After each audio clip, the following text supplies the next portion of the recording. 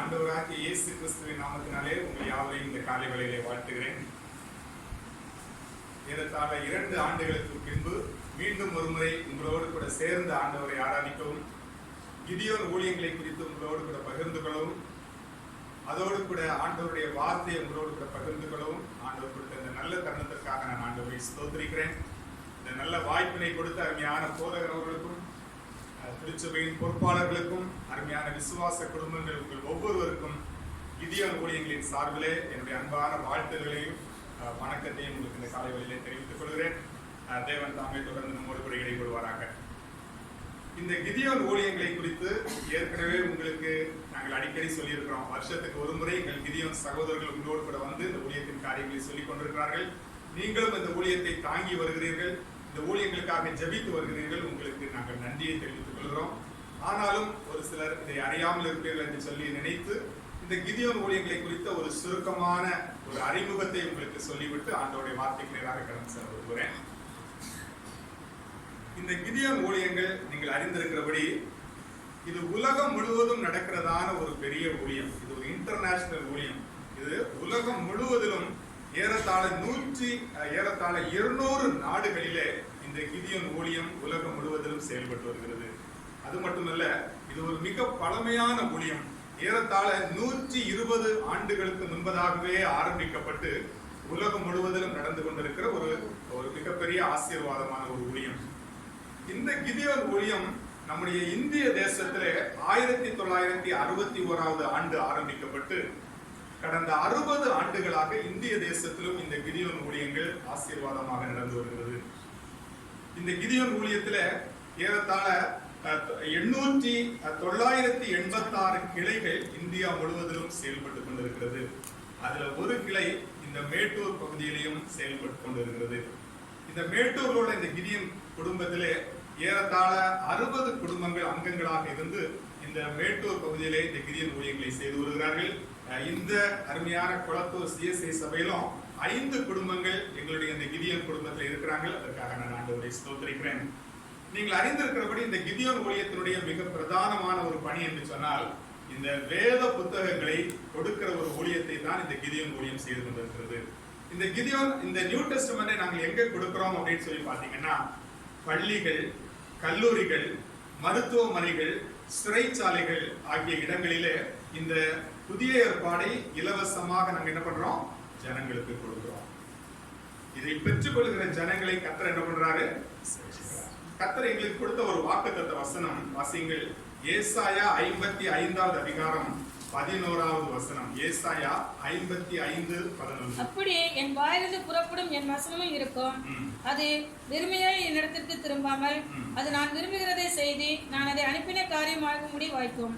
ஆகவே எங்களுடைய விசுவாசம் என்ன என்று சொன்னால் இந்த வசனத்தின் அடிப்படையில தான். ஏன்னா நாங்கள் இந்த நியூ டெஸ்டமெண்ட் கொடுக்கும்போது யார்கிட்ட என்ன பண்ண முடியாது, ஆண்டவரை பற்றி சொல்ல முடியாது. ஸ்கூல்ல பிள்ளைங்களுக்கு கொடுக்கும்போது ஒரு நிமிஷம் தான் கிடைக்கும். தம்பி இதை படிங்க, தங்கச்சி இதை படிங்க, அவ்வளவுதான் நம்மளால சொல்லி கொடுக்க முடியும். இல்ல மருத்துவமனையில போனா ஒரு 2 வார்த்தை சொல்லி கொடுக்கலாம், அவ்வளவுதான் முடியும். நம்ம ஆண்டவரை பற்றி எல்லாருக்கும் சொல்ல முடியாது. ஆனால் இந்த வசனம் கிரியை செய்கிற ஒரு வசனமாக இருக்கிறது. இது வீடுகளுக்கு போகும்போது அந்த பிள்ளைகள் மட்டுமல்ல, அந்த குடும்பத்தில் உள்ள எல்லாரும் என்ன பண்றாங்க, இதை வாசிக்கிறதுக்கு ஒரு சூழ்நிலையை கர்த்தர் அமைக்கிறார். அநேக வீடுகள்ல இந்த சும்மா தானே கொடுக்குறோம் நம்ம நினைக்கிறது இல்ல. இந்த வசனம் என்ன பண்ணுது, கிரியை செய்து அவங்க எடுத்து வாசித்து அநேக ஜனங்கள் ரட்சிக்கப்பட்டு இப்படிப்பட்ட சபைகளில் அங்கத்தினராக வந்து சேர்ந்து கொண்டே இருக்கிறாங்க. ஹல்லேலூயா. ஆகவே இந்த ஊழியங்களுக்காக நீங்கள் இம்மட்டும் ஜெபித்து வந்ததற்காக உங்களுக்கு நன்றி செலுத்துகிறேன். இந்த ஊழியத்தை தாங்கி வருகிறதற்காக உங்களுக்கு நன்றி செலுத்துகிறேன். நீங்கள் தொடர்ந்து இந்த ஊழியங்களை உங்கள் ஜெபத்தினாலும் காணிக்கைகளினாலும் தாங்கும்படி உங்களை அன்போடு கூட கேட்டுக்கொள்கிறேன். நான் சொன்னது போல இந்த புதிய ஏற்பாடை பள்ளிகள், கல்லூரிகளிலே நாங்கள் இலவசமாக கொடுத்துக் கொண்டிருக்கிறோம். அதுபோல மருத்துவமனைகள் எல்லா இடங்களிலையும் இது இலவசமாக கொடுக்கிறோம். ஆனால் இந்த ஒரு புதிய ஏற்பாடு அச்சிடப்பட்டு வெளியே வருவதற்கு 35 ரூபாய் செலவாகிறது. ஒரு நியூ டெஸ்டமெண்ட் விலை எவ்வளவு, 35 ரூபாய். ஆனா நாங்க எப்படி கொடுக்கிறோம், இலவசமாய் கொடுக்கிறோம். ஆகவே ஒரு தேவை நிறைந்த ஒரு ஊழியம். ஆகவே நீங்கள் கொடுக்கிற ஒவ்வொரு காணிக்கையும் வேற நாங்கள் இந்த ஊழியத்தில் எதற்காக நாங்கள் செலவு பண்ணதில்லை. மற்ற எல்லா எங்களுடைய ஊழிய தேவைகளையும் எங்களுடைய சுய சம்பாத்தியத்திலிருந்து நாங்கள் செய்து கொள்கிறோம். ஆனால் நீங்கள் கொடுக்கிற காணிக்கை வேற எந்த காரியத்துக்கு நாங்கள் செலவு பண்றதில்லை.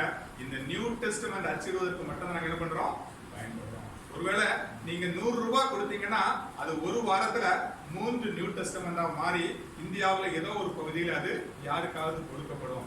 ஒருவேளை 350 ரூபாய் நீங்க காணிக்கையா கொடுத்தீங்கன்னா அது ஒரு அடுத்த வாரத்துல அது எப்படி மாறிடும்?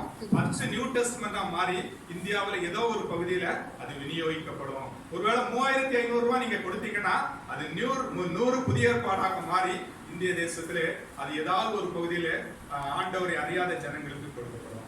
அப்ப இதை வாசித்து ஆண்டவரை ஏற்றுக்கொள்ளும் போது அந்த ஜனங்களுடைய ஆசீர்வாதத்தின் பங்கு கர்த்தர் உங்கள் பங்கில் என்ன பண்ணுவாரு? உங்களுடைய பேர்ல ஊழியர்களுக்காக தொடர்ந்து ஜெபிக்கும்படியாக நான் கேட்டுக்கொள்கிறேன். உங்களை உற்சாகப்படுத்தும்படியாக ஒரு சில சாட்சிகளை உங்களோடு கூட நான் பகிர்ந்து கொள்ள விரும்புகிறேன். அருப்புக்கோட்டை அப்படின்ற ஒரு ஊர் உங்களுக்கு எல்லாம் தெரியும் இல்லையா? அருப்புக்கோட்டை. அந்த அருப்புக்கோட்டையில அம்பிகா என்று சொல்லப்படுகிறதான ஒரு சின்ன பொண்ணு 6ஆம் கிளாஸ் படிச்சிட்டு இருந்தா. சின்ன பொண்ணு 6ஆம் கிளாஸ் படிக்கிற ஒரு பொண்ணு. அந்த ஸ்கூல்ல, அந்த கவர்மெண்ட் ஸ்கூல்ல அங்க உள்ள கிதியோன் சகோதரர்கள் இதை மாதிரி என்ன பண்ணாங்க? இந்த நியூ டெஸ்டமெண்ட எல்லா பிள்ளைங்களுக்கும் கொடுத்துட்டே இருந்தாங்க. அப்ப அந்த அம்பிகா கையில இத மாதிரி ஒரு நியூ டெஸ்டமெண்ட கொடுத்தாங்க. அந்த பிள்ளை இதை சந்தோஷமா வாங்கிட்டா. 6ஆம் கிளாஸ் பண்ணவளுக்கு என்ன தெரியும் இல்லையா? சின்ன பொண்ணு. ஆனா சந்தோஷமா வாங்கிட்டா.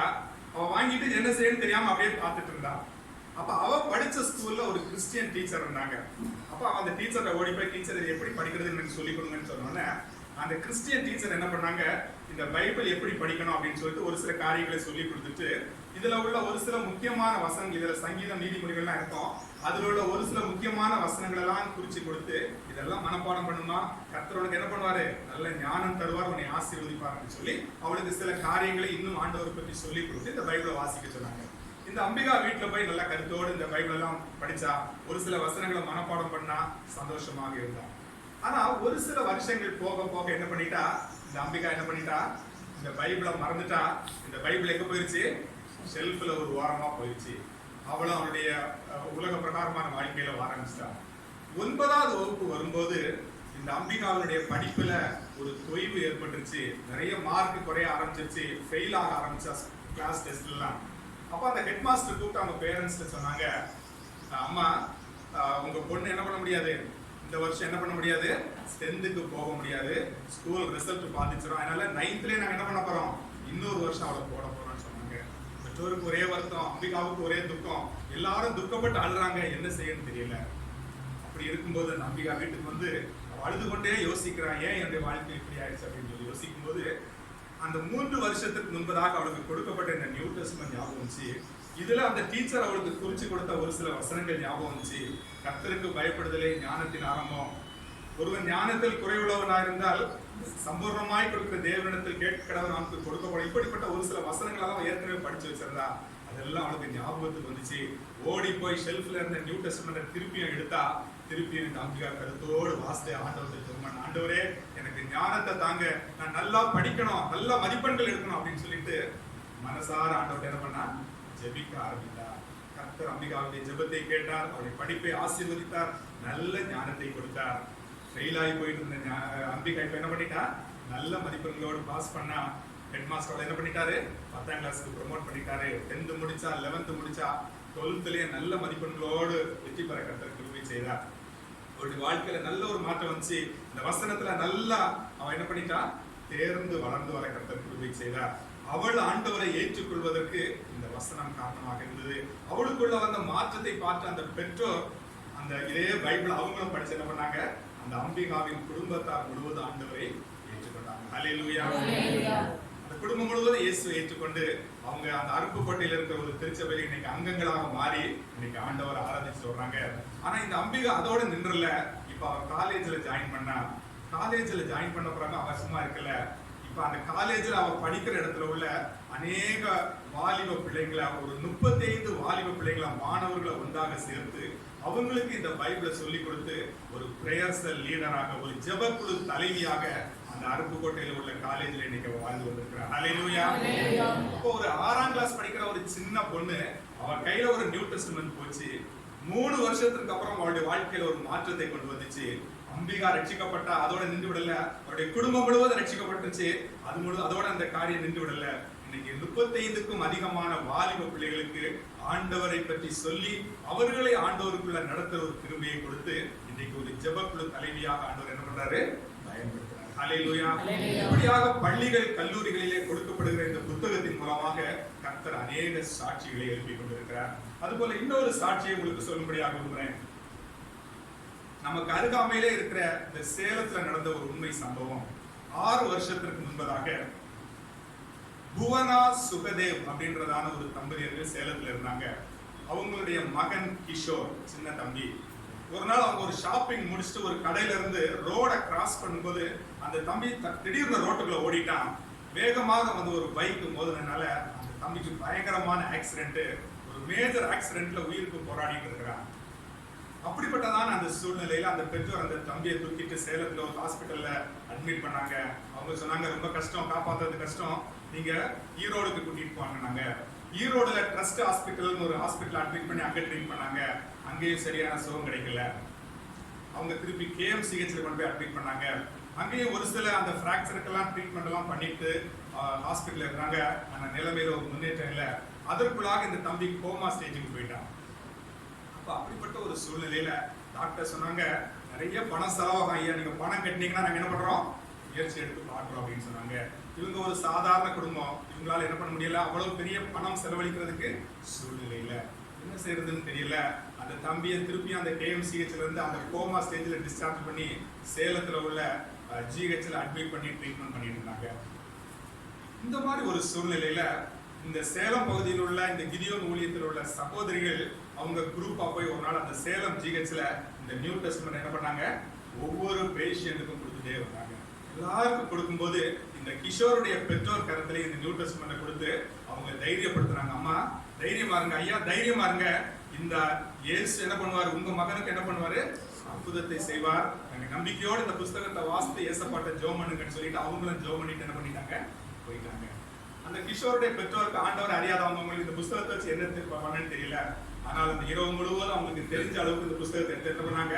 பல சம்பவங்கள் அப்படியே வாஸ்து ஆண்டவர் செய்த அற்புதங்கள்லாம் வாஸ்து அவங்களுக்கு தெரிஞ்சது ஒன்னே ஒண்ணுதான், இயேசுவே என் மகனுக்கு உயிர்ப்பிச்ச தாங்கப்பா. அவ்வளவுதான் அவங்களால ஜெபம் பண்ண தெரிஞ்சு. ஆண்டவரே என் மகனுக்கு எப்படியாவது என்ன பண்ணுங்க, உயிர்ப்பிச்ச தாங்க ஆண்டவரே என்று சொல்லி அவங்க கருத்தா ஜெபம் பண்ணி அழுது ஜெபம் பண்ணிட்டே இருந்தாங்க. 2 நாட்கள் கழிந்தது. அந்த கோமா ஸ்டேஜ்ல இருந்த தம்பிக்கு திடீரென்று என்ன வந்துச்சு, சுயநினைவு. ஹல்லேலூயா. கர்த்தர் அந்த பிள்ளைகளுடைய அந்த கண்ணீரின் ஜெபத்தை கேட்டு அந்த கோமா ஸ்டேஜ்ல இருந்த தம்பிக்கு என்ன நடக்குனே தெரியாது. டாக்டர்ஸ் நம்பிக்கை கொடுக்கல, பார்க்கலாம் அப்படின்னு சொல்லி வச்சிருந்தாங்க. எவ்வளவு நாள் ஆகும்னு தெரியாதுன்னு சொல்லியிருந்தாங்க. ஆனா 2 நாளையில அவருடைய ஜெபத்தை கேட்டு என்ன பண்ணாரு, அந்த கிஷோரை கர்த்தர் சுகப்படுத்தினார். அவனுடைய அந்த கோமா ஸ்டேஜ்ல இருந்து நார்மல் ஆயிட்டான். அப்புறம் கொஞ்ச நாள் ட்ரீட்மெண்ட் எடுத்துட்டே இருந்தாங்க. இன்னும் கொஞ்ச நாள் அந்த தம்பி நல்ல சுகம் பெற்று பரிபூர்ண சுகம் பெற்று ஆண்டவருக்கு நல்ல ஒரு சாட்சியாக வந்தார். ஹல்லேலூயா. அந்த கிஷோரின் மூலமாக அந்த குடும்பத்தின் அருமையான பெற்றோர் ரட்சிக்கப்பட்டாங்க. அவருடைய உறவினர்கள் அநேகம் ரட்சிக்கப்பட்டாங்க. இன்னைக்கு பள்ளிப்பாளையத்துல ஷாரன் என்கிறதான ஒரு சபையில இன்னைக்கு குடும்பமாக தேவனை அவர்கள் ஆராதித்துக் கொண்டிருக்கிறாங்க. எங்கெங்கெல்லாம் எங்களுடைய கிதியோன் ஊழியத்தின் முக்கியமான கன்வென்ஷன் நடக்குதோ அங்கெல்லாம் வந்து அவர்களுக்கு ஆண்டவர் செய்த இந்த சாட்சியை அவங்க மறக்காம வந்து சொல்லிட்டு போவாங்க. ஹல்லேலூயா. அருமையான ஒரு குடும்பம். ஒரு ஹாஸ்பிட்டல்ல கொடுக்கப்பட்ட ஒரு நியூ டெஸ்டமெண்ட் அந்த கிஷோருக்கு சுகத்தை கொடுத்தது மட்டுமல்ல, அந்த குடும்பம் முழுவதையும் ரட்சிப்புக்குள்ள நடந்தது. அவருடைய குடும்பத்தில் அநேகர் ஆண்டவரை ஏற்றுக்கொண்டாங்க. இன்னைக்கு நல்ல ஒரு வளர்ந்த விசுவாசிகளாக ஆண்டவருக்கு சாட்சியாக வாழ்ந்து கொண்டிருக்காங்க. ஹல்லேலூயா. இன்னும் கடைசியா இன்னும் ஒரே ஒரு சாட்சியை சொல்லி செய்திக்கு கடந்து போக விரும்புறேன். இந்த நியூ டெஸ்டமென்ட் சிறைச்சாலைகள்ல கொடுக்குறேன் அப்படின்னு சொல்லி சொன்னாங்க இல்லையா, வேலூர் சிறைச்சாலையில நடந்த ஒரு சம்பவத்தை உங்களுக்கு சொல்ல விரும்புறேன். நம்முடைய வேலூர் பகுதியில சண்முகம் அப்படின்னு சொல்லிட்டு ஒரு குடும்பம் இருந்துச்சு. அவருக்கு 5 பொம்பளை பிள்ளைங்க. அந்த சண்முகம் வந்து ஒரு பெரிய குடிகாரர், எப்பவும் குடிச்சிட்டு வீட்டுல எப்ப பார்த்தாலும் தகராறு பண்ணிட்டே இருந்தாங்க. இப்படிப்பட்டதான ஒரு சூழ்நிலையில ஒரு நாள் ரொம்ப குடிச்சிட்டு வந்து அவங்க வீட்டுக்கு பக்கத்து வீட்டுக்காரரோட பயங்கரமா தகராறு பண்ணிட்டு இருந்தாரு. அந்த தகராறுல என்ன ஆகி போச்சு, இவங்க 2 பேருக்குள்ள மோதல் நடந்ததுல இந்த சண்முகம் அவரை அடிச்சிட்டாரு. அந்த அடி பலமா பட்டதுனால அந்த மனுஷன் என்ன பண்ணிட்டாரு, இறந்து போயிட்டாரு. அந்த மனுஷன் இறந்து போனோன்னா உடனே போலீஸ் வந்தாங்க, எல்லாம் நடந்துச்சு. கடைசியில கொலை செய்த குற்றத்துக்காக இந்த சண்முகத்தை என்ன பண்ணிட்டாங்க, வேலூர் ஜெயில அடைச்சிட்டாங்க. அந்த ஜெயில இருந்த சண்முகத்துக்கு என்ன செய்யணும் தெரியல. ஐயோ என்னால் என்னுடைய வாழ்க்கை என்ன ஆகி போச்சு, ஒரு பெரிய கஷ்டத்துக்குள்ள வந்துருச்சு, ஜெயிலுக்கு போட்டாங்களே, நான் என்ன செய்யறது, எனக்கு குடும்பம் வெளியே இருக்கிறாங்க, 5 பொம்பளை பிள்ளைங்க, எப்படி என் மனைவி இந்த பிள்ளைகளை கரை சேர்ப்பாங்க, என்ன நடக்க போகுதுன்னு தெரியலைன்னு சொல்லிட்டு ரொம்ப சோர்ந்து போய் வாழ்க்கையில ஒரு விரக்தி அடைந்தவராக இந்த சண்முகம் என்ன நினைச்சாரு, இனி நான் இருக்கிறதுல என்ன பலன், நான் என்ன பண்ணல, இந்த ஜெயிலே நான் செத்து போயிட்டா பரவாயில்லன்னு சொல்லிட்டு தற்கொலை பண்றதுக்காக நிறைய முயற்சி எடுக்கிறாரு. ஆனா ஒவ்வொரு முறையும் அது தட்டி போயிருச்சு. அவரால் என்ன பண்ண முடியல, தன்னுடைய உயிரை முடிச்சுக்க முடியல. பல முறை ட்ரை பண்ணாரு, ஆனா தற்கொலை அவரால் பண்ணி சாக முடியல. இப்படிப்பட்டதான ஒரு சூழ்நிலையில தான் அந்த வேலூர் பகுதியில் உள்ள கிதியோன் சகோதர சகோதரிகள் சிறைச்சாலையில அவங்க எப்பவும் போல இந்த நியூ டெஸ்டமெண்ட் கொண்டு போய் ஒவ்வொரு சிறையில் உள்ள கைதிகளுக்கும் கொடுத்து அவங்களுக்காக என்ன பண்றாங்க, ஜெபம் பண்ணி அவங்க தைரியப்படுத்திட்டு வந்தாங்க. அதே போல இந்த சண்முகம் கையிலேயே ஒரு நியூ டெஸ்டமெண்ட் கொடுத்து, ஐயா என்ன பண்ணுங்க, இந்த வசனத்தை படிங்க, கர்த்தர் உங்களுக்கு என்ன பண்ணுவாரு, சமாதானம் தருவார்னு சொல்லிட்டு சண்முகத்தை கொடுத்துருவாங்க. அவரும் வாங்கி அந்த ரூம்ல வச்சுட்டாரு. இவங்க எல்லாம் போயிட்டாங்க. ஒரு நாள் இரவுல அவருக்கு ரொம்ப ஒரு டிஸ்டர்பன்ஸ், தூக்கமே வரல. இந்த வாழ்க்கையில் நடந்த இந்த சம்பவங்கள் எல்லாம் நினைச்சு துக்கப்பட்டு என்ன செய்யறதுன்னு தெரியலையேன்னு ஒரு சோர்ந்து போன நிலைமையில அவங்க இருக்கும்போது, இந்த நியூ டெஸ்டமெண்ட்ல பாத்தீங்கன்னா முதல் பகுதியில பாத்தீங்கன்னா தேவையில் உதவின்னு சொல்லிட்டு ஒரு பகுதி இருக்கும். தேவையில் உதவின்னு சொல்லிட்டு சில முக்கியமான வசனங்கள் அதில் போடப்பட்டிருக்கும். சரி, இவங்க வந்து இந்த புக்கை படிச்சா சமாதானம் கிடைக்கும்னு சொல்லிட்டு போனாங்களே, இதை படிச்சு பார்ப்போம் அப்படின்னு சொல்லிட்டு இந்த நியூ டெஸ்டமெண்ட் எடுத்து என்ன பண்ணாரு, அங்கும் இங்குமாக புரட்டிட்டு இருந்தாரு. அப்ப அதுல ஒரு வசனம் அவருக்கு மனசுல பட்டுச்சு, வருத்தப்பட்டு பாரம் சுமக்கிறவர்களே நீங்கள் எல்லாரும் என்னிடத்தில் வாருங்கள், நான் உங்களுக்கு இன்னும் ஒரு சில வசனங்களை வாசிக்க அவருக்குள்ளாக திடீர்னு ஒரு தைரியம் வந்துச்சு. ஆண்டவர் அவரோடு பேசுகிறது அவரால் உணர முடிஞ்சு. தொடர்ந்து அந்த சிறைச்சாலையில இருந்து இந்த வேத புத்தகத்தை கிரமமாக வாசிக்க ஆரம்பித்தார். வாசிக்க ஆண்டவர் அவரோடு கூட பேச ஆரம்பிச்சார். அவருக்குள்ளாக ஆண்டவருடைய வசனம் கிரியை செய்ய ஆரம்பிச்சது. பாவ உணர்வடைந்தார். ஐயோ, நான் இவ்வளவு பெரிய தப்பை செய்துட்டேன், நான் ஒரு குடிகாரனாக இருந்து குடிக்கு அடிமைப்பட்டு என்னுடைய வாழ்க்கையை நான் அழிச்சிட்டேனே, என் குடும்ப ஒரு கஷ்டமான சூழ்நிலையில் வந்துருச்சு என்று சொல்லி அவர் அந்த சிறைச்சாலையிலேயே தன்னுடைய பாவங்களை எல்லாம் அறிக்கை செய்து ஆண்டவரை தன் சொந்த ரட்சகராக ஏற்றுக்கொண்டார். அல்லேலூயா. இந்த சண்முகத்துக்குள்ள ஒரு ரட்சிப்பை ஆண்டவர் கட்டளையிட்டார். இந்த சண்முகத்துக்கு ஒரு பெரிய சந்தோஷத்தை ஆண்டவர் கொடுத்தாரு. இனி நான் ஆண்டவருக்காக வாழ்வேன்னு சொல்லி தீர்மானம் பண்ணிட்டு இருந்தாரு. அந்த டைம்ல அந்த சிறைச்சாலைகளை பரவாயில்ல வீட்டுக்கு விடுவாங்க இல்லையா, ஒரு ஷார்ட் டைம். அந்த மாதிரி லீவ்ல வீட்டுக்கு வரும்போது குடும்பத்தில் உள்ள எல்லாத்தையும் இந்த காரியத்தை ஷேர் பண்ணாரு.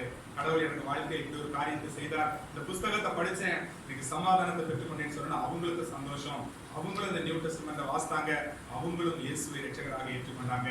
ஸோ அந்த பரவாயில்ல இருந்த டைம்ல இந்த சண்முகம் ஒரு பாஸ்டர்ட்ட குடும்பமா போய் இந்த காரியங்கள் எல்லாம் பேசினாங்க. அந்த சபையின் போதகர் அவங்களை தொடர்ந்து என்ன பண்ணாங்க, ஆண்டவருக்குள்ளாக அவங்களை வளர்த்துறாங்க. அவர் ஞானஸ்நானம் எடுத்தவருடைய பேரை சாமுவேல் என்று வைத்துக் கொண்டார். குடும்பம் ரட்சிக்கப்பட்டுருச்சு, சண்முகம் ரட்சிக்கப்பட்டாரு. ஆனா இந்த சண்முகத்துக்கு என்ன முடியல, இன்னும் அவருடைய ஆயுள் கால தண்டனை முடியல. அதனால சண்முகம் மறுபடியும் என்ன பண்ணிட்டாரு, ஜெயிலுக்கு போயிட்டாரு.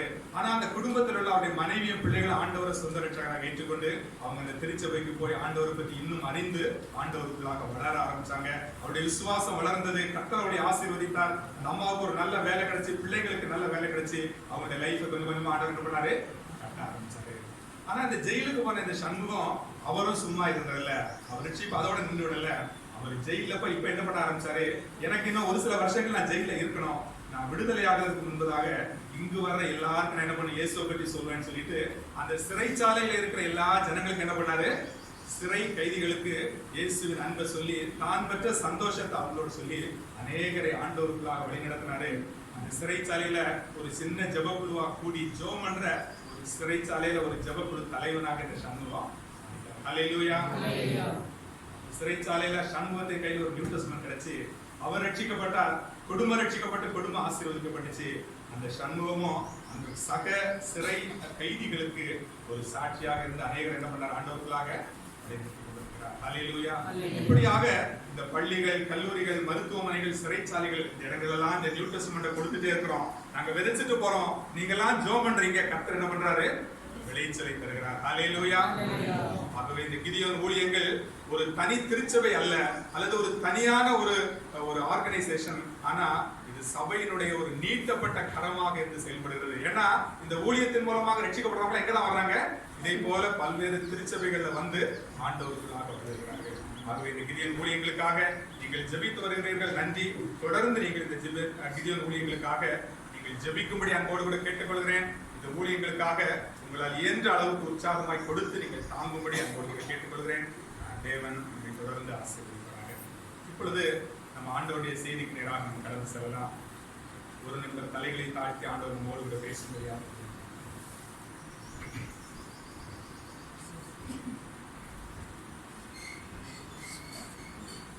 தேவஜனம் கூடும் நேரத்தில் தேவன் வந்து அசைவாடுவார். தேவன் வந்து அசைவாடுவார். அல்லேலூயா நான் பாடுவேன். அல்லேலூயா நாங்கள் பாடுவோம். அல்லேலூயா நான் பாடுவேன். அல்லேலூயா நாங்கள் பாடுவோம். காத்திருக்கும் அடியார் உள்ளத்தில் கர்த்தர் இயேசு தங்கிடுவார். காத்திருக்கும் அடியார் உள்ளத்தில் கர்த்தர் இயேசு தங்கிடுவார். கவலை கஷ்டங்கள் தீர்ந்திடும். கர்த்தர் இயேசு மாறிடாரே. கவலை கஷ்டங்கள் தீர்ந்திடும். கர்த்தர் இயேசு மாறிடாரே. தேவஜனம் கூடும் நேரத்தில் தேவன் வந்து அசைவாடுவார். தேவன் வந்து அசைவாடுவார். அல்லேலூயா நான் பாடுவேன். அல்லேலூயா நாங்கள் பாடுவோம். அல்லேலூயா நான் பாடுவேன். அல்லேலூயா நாங்கள் பாடுவோம். இன்றைய நேசிக்கிற எங்கள் அன்பின் நல்ல தகப்பனே, இந்த அருமையான ஓய்வு நாளின் காலை வேளையிலே நன்றியோடு உம்மை துதிக்கிறோம் ஆண்டவரே, உம்மை ஸ்தோத்திரிக்கிறோம். ஆண்டவரே, காத்திருக்கிற அன்பு ஜனங்களோடு நீர் பேசும்படியாக நாங்கள் அர்ப்பணிக்கிறோம் ஆண்டவரே. கர்த்தாவே, உம்முடைய மெல்லிய சத்தம் ஆண்டவரே எங்கள் செவிகளிலே தொனிக்கட்டும் ராஜா. ஆண்டவரே, எங்கள் ஒவ்வொருவரையும் ஆண்டவரே உம்முடைய சமூகத்திலே அர்ப்பணிக்கிறோம் ஐயா. நீதியாடின் உள்ளத்தை திறந்த கர்த்தர் எங்கள் ஒவ்வொருவருடைய உள்ளத்தை உடைய வசனத்துக்கு திறக்கும்படியாக ஜெபிக்கிறோம் ஐயா. கேட்கிறவர்களாய் மாத்திரமல்ல ஆண்டவரே, உம்முடைய வசனத்திற்கு கீழ்ப்படுகிறவர்களாய் அதன்படி செயல்பட எங்கள் ஒவ்வொருவருக்கும் தெரிவித்தார். எங்கள் ஒவ்வொருவரையும் தாழ்த்துகிறோம். பேசுகிற அடியாரை மறைத்து ஆண்டவரே உம்முடைய வல்லமையான வார்த்தைகளின் மூலமாய் நீர் ஜனங்களோடு பேசும், அவர்களை பலப்படுத்தி ஆசீர்வதியும். இயேசு கிறிஸ்துவின் மூலம் ஜெபிக்கிறோம் எங்கள் நல்ல பிதாவே. இந்த நாளிலும் உங்களோடு கூட பகிர்ந்து கொள்ளும்படியாக நான் தெரிந்து கொண்ட செய்தியுடைய தலைப்பு கர்த்தருடைய நாமமும் அதன் வல்லமையும். கர்த்தருடைய நாமமும் அதன் வல்லமையும்.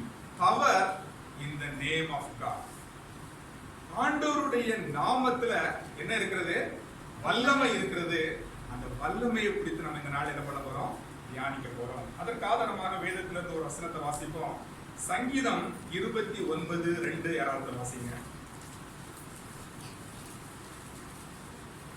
கர்த்தருடைய நாமத்துக்குரிய மகிமையை அவருக்கு செலுத்துங்கள்.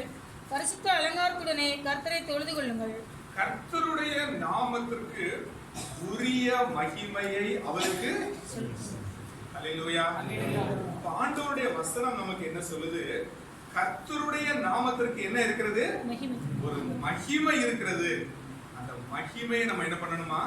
கர்த்தருக்கு நம்ம இன்னைக்கு வாசித்த மாறி மாறி வாசித்த சங்கீதங்கள்ல பாருங்க, 113வது சங்கீதத்தை எடுங்க. அதுல முதல் மூன்று வசனங்களை பாத்தீங்கன்னா அது இப்படியாக இருக்கு. அல்லேலூயா, கர்த்தருடைய ஊழியக்காரரே துதியுங்கள், கர்த்தருடைய நாமத்தை துதியுங்கள். இது முதல் என்றென்றைக்கும் கர்த்தருடைய நாமம் ஸ்தோத்திரிக்கப்பட கடவுதே. சூரியன் உதிக்கும் திசை தொடங்கி அது அஸ்தமிக்கும் திசை மட்டும் கர்த்தருடைய நாமம் துதிக்கப்படுவதாக. இங்க இந்த மூன்று வசனங்களை கவனிச்சு பாருங்க. இங்கே கர்த்தரை துதியுங்கள் அப்படின்னு சொல்லிட்டு சொல்லும்போது அதுக்கு அடுத்த பகுதி என்ன சொல்லுது? கர்த்தருடைய நாமத்தை என்ன பண்ணுங்க? துதியுங்கள், ஸ்தோத்திரியுங்கள். இரண்டாவது வசனத்துல பாருங்க, கர்த்தருடைய நாமம் ஸ்தோத்திரிக்கப்பட கடவுது. மூன்றாவது வசனத்துல பாருங்க, கர்த்தருடைய நாமம் துதிக்கப்படுவதாக. அப்ப எங்க பார்த்தாலும் வசனம் என்ன சொல்லுது? கர்த்தரை துதியுங்கள்னு சொல்லும்போது கர்த்தருடைய நாமத்தை என்ன பண்ணுங்க? துதியுங்கள். கர்த்தருடைய நாமத்தை ஸ்தோத்திரியுங்கள், கர்த்தருடைய நாமத்தை உயர்த்துங்கள் அப்படின்னு சொல்லிட்டு இந்த காரியங்கள் சொல்லப்படுது. இன்னொரு வசனத்தை கூட வாசிங்க. சங்கீதம் 8 முதலும் கடைசி வசனம் வாசிங்க. சங்கீதம் 8:1-9.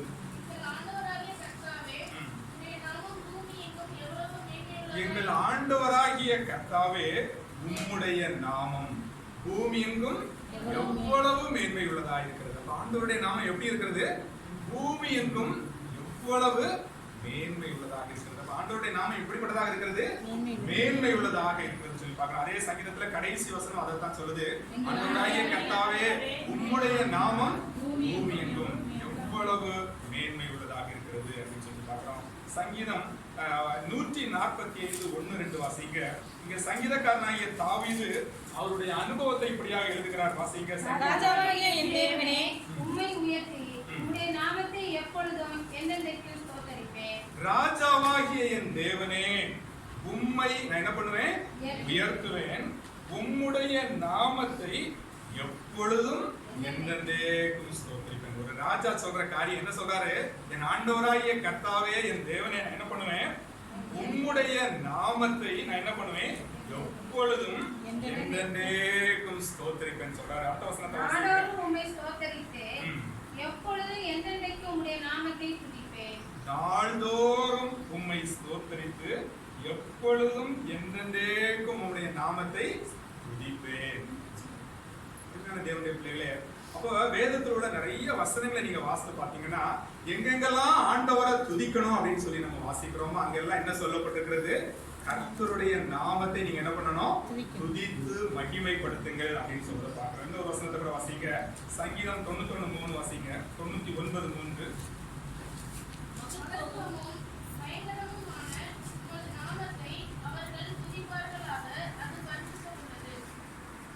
மகத்துவமும் பயங்கரமான உம்முடைய நாமத்தை அவர்கள் என்ன பண்ணுவாங்களா? துதிப்பார்களாக.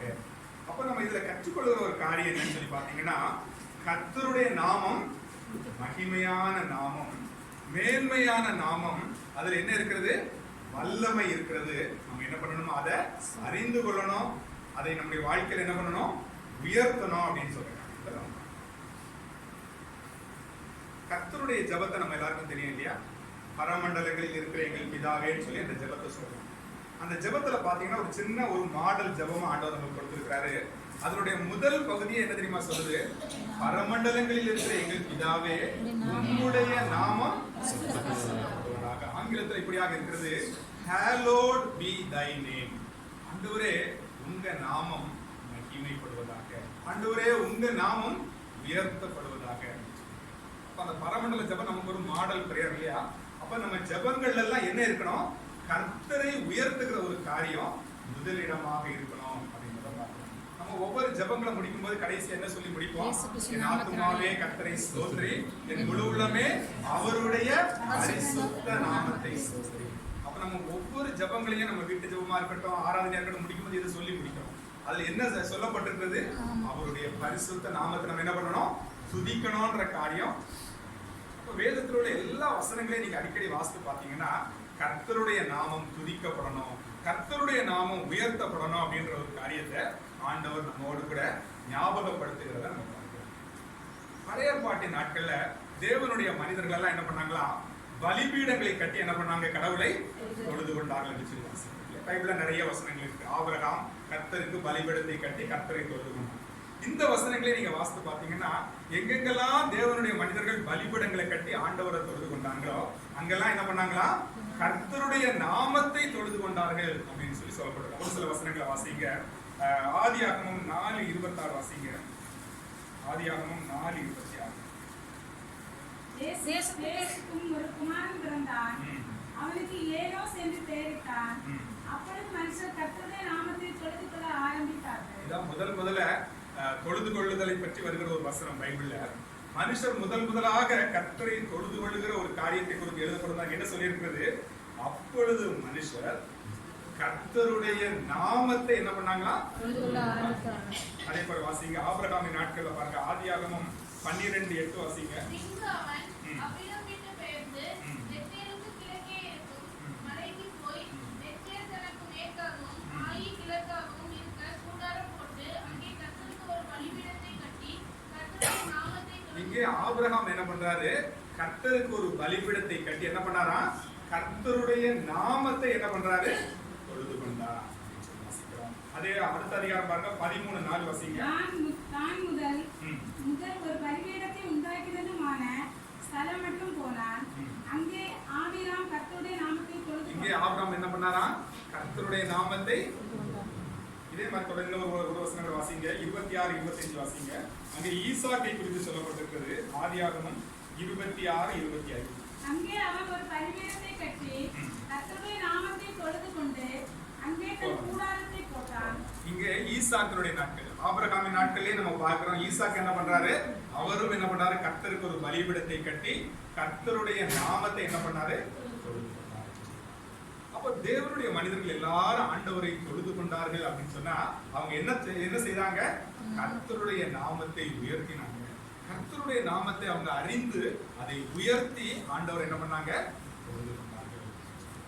தேவனுடைய பிள்ளைகளே, அப்ப இந்த நாட்கள்ல பழைய ஏற்பாட்டின் காலத்துல அவங்க எல்லாம் என்ன பண்ணாங்க? பலிபீடங்களை கட்டினாங்க, பலிகளை செலுத்தினாங்க, ஆண்டவரை தொழுது கொண்டாங்க, ஆண்டவருடைய நாமத்தை தொழுது கொண்டாங்க. ஆனா இன்னைக்கு நம்ம என்ன பண்றது இல்ல? பலிபீடங்களை கட்ட வேண்டியது இல்ல, பலிகளை செலுத்த வேண்டியது. ஆனா ஆண்டவராக இயேசு கிறிஸ்து நமக்காக ஒரே தரம் பலி ஆகிட்டாரு. அப்ப இப்ப நம்ம என்ன செய்யணும்? உதடுகளின் பலியாகிய ஸ்தோத்திர பலியை தான் நம்ம என்ன பண்றோம்? ஆண்டவருக்கு. அப்ப ஆண்டவரை நம்ம எப்பெல்லாம் தொழுது ஸ்தோத்திரிக்க வர்றோமோ அப்ப எல்லாம் நம்ம என்ன செய்யணும்? இந்த ஆபிரகாம் ஈசாக்கு செய்தது போல கர்த்தருடைய நாமத்தை நம்ம அறிந்து அதை நம்ம என்ன பண்ணணும்? அறிக்கை செய்து அந்த நாமத்தை உயர்த்தணும்னு சொல்லி. ஆகவே இந்த கர்த்தருடைய நாமத்தை குறித்த ஒரு அறிவு நமக்கு கண்டிப்பா அவசியமாக இருக்குது. இந்த கர்த்தருடைய நாமத்தை நம்ம அறிந்து கொள்ளணும், இதுல நம்ம ரொம்ப ஆர்வமாக இருக்கணும். அப்போ உங்க நினைக்கலாம், இந்த கர்த்தருடைய நாமத்துல என்ன இருக்கு, அவ்வளவு ஒரு முக்கியமா அப்படின்னு சொல்லி ஒரு கேள்வி உங்களுக்கு வரலாம். இந்த கர்த்தருடைய நாமம் நமக்கு தருகிற 2 முக்கியமான ஆசீர்வாதங்களை முதலாவது உங்களுக்கு நான் சொல்ல விரும்புறேன். இந்த கர்த்தருடைய நாமம் நமக்கு கொடுக்கிற முதல் முக்கியமான ஒரு ஆசீர்வாதம் என்னன்னு சொல்லி பாத்தீங்கன்னா, நமக்கு ஒரு பாதுகாப்பை தருகிறது. கர்த்தருடைய நாமம் நமக்கு என்ன தருது? ஒரு பாதுகாப்பை தருகிறது, ஒரு ப்ரொடெக்ஷன் நமக்கு தருது அப்படின்னு சொல்லி பார்க்கிறோம். அதற்கு ஆதாரமாக ஒரு வசனத்தை வாசிங்க, நீதிமொழிகள் 18:10. நீதிமொழிகள் 18:10 வாசிங்க. கர்த்தரின் நாமம் பலத்த துருகம், நீதிமான் அதற்கு ஓடி சுகமாயிருப்பான். அல்லேலூயா. இந்த வசனம் நம்ம எல்லாருக்கும் தெரியும் இல்லையா? கர்த்தருடைய நாமம் எப்படிப்பட்டிருக்கு? பலத்த துருகம், நீதிமான் அதற்குள் ஓடி சுகமாயிருப்பான். அல்லேலூயா. அப்ப கர்த்தருடைய நாமம் நமக்கு என்னவா இருக்கிறது? ஒரு பாதுகாப்பை தருகிற ஒரு இடமாக இருக்கிறதுன்னு சொல்லி பார்க்கலாம். ஏன்னா வசனம் என்ன சொல்லுது? கர்த்தருடைய நாமம் பலத்த துருகம், நீதிமான் அதற்குள் ஓடி சுகமா இருப்பான், சேஃபா இருப்பான் அப்படின்னு சொல்லி சொல்றாங்க. அப்ப கர்த்தருடைய நாமம் எப்படிப்பட்டதாக இருக்கிறதுன்னா, அது ஒரு அடைக்கலமாக இருக்கிறது. துருகம்னா என்ன? ஒரு அடைக்கலம், ஒரு பாதுகாப்பான இடம் இல்லையா? அப்ப இத மாதிரி ஒரு இடம்னு வச்சுக்கலாம். ஆண்டவர் சொல்றாரு, கர்த்தருடைய நாமத்தை அறிந்தவர்கள் அந்த நாமத்துக்கு உள்ளால ஓடி சுகமா இருப்பார்கள், பாதுகாப்பா இருப்பார்கள். ஆகவே கர்த்தருடைய நாமம் நமக்கு கொடுக்கிற முதல் ஆசீர்வாதம் அல்லது நன்மை என்னன்னு சொல்லி பாத்தீங்கன்னா, கர்த்தருடைய நாமம் நமக்கு ஒரு பெரிய துருகமாக இருக்கிறது, ஒரு பாதுகாப்பான ஒரு புகலிடமாக நமக்கு இருக்கிறது அப்படின்னு சொல்லிட்டு பார்க்கிறோம். சங்கீதம் 91:14 நம்ம எல்லாருக்கும் தெரிஞ்ச வசனம் வாசிங்க. சங்கீதம் 91. அவன் என்னிடத்தில் வாஞ்சை இருக்கபடியால் அவனை விடுவிப்பேன், என் நாமத்தை அவன் அறிந்திருக்கிறபடியால் அவனை உயர்த்த அடைக்கலத்திலே வைப்பேன். என் நாமத்தை அவன் அறிந்திருக்கிறபடினால் அவனை என்ன பண்ணுவேன்? உயர்ந்த அடைக்கலத்திலே. அப்ப ஆண்டவருடைய நாமத்தை நம்ம அறிஞ்சிருந்தோம்னா, கடவுள் சொல்றாரு, என் நாமத்தை அறிந்திருக்கிறோம், நான் எங்க வச்சிருக்கிறேன்? உயர்ந்த அடைக்கலத்திலே, பாதுகாப்பான இடத்துல வைத்திருக்கிறேன். அருமையான பிரத்மான் செய்ய அவர் பாடுற பாடல்ல நம்ம எல்லாருக்கும் தெரியும் இல்லையா? கர்த்தர் நாமம் என் புகலிடமே, கருத்தோடு துதித்திடுவேன்னு சொல்றாரு. அதுல பின்னாடி பாத்தீங்கன்னா அநேக ஆண்டவருடைய நாமங்கள் சொல்லி அவர் பாடுறாரு. அதுல அந்த ஸ்டான்ஸால சொல்றாரு, கலங்கல்லப்பானா கர்த்தர் நாமம் என் புகலிடமே, கருத்தோடு துதித்திடுவேன். கர்த்தர் நாமம் என் புகலிடமே, கருத்தோடு துதித்திடுவேன். அப்போ நான் கருத்தோடு கர்த்தருடைய நாமத்தை நான் என்ன பண்ணுவேன்? துதிப்பேன்.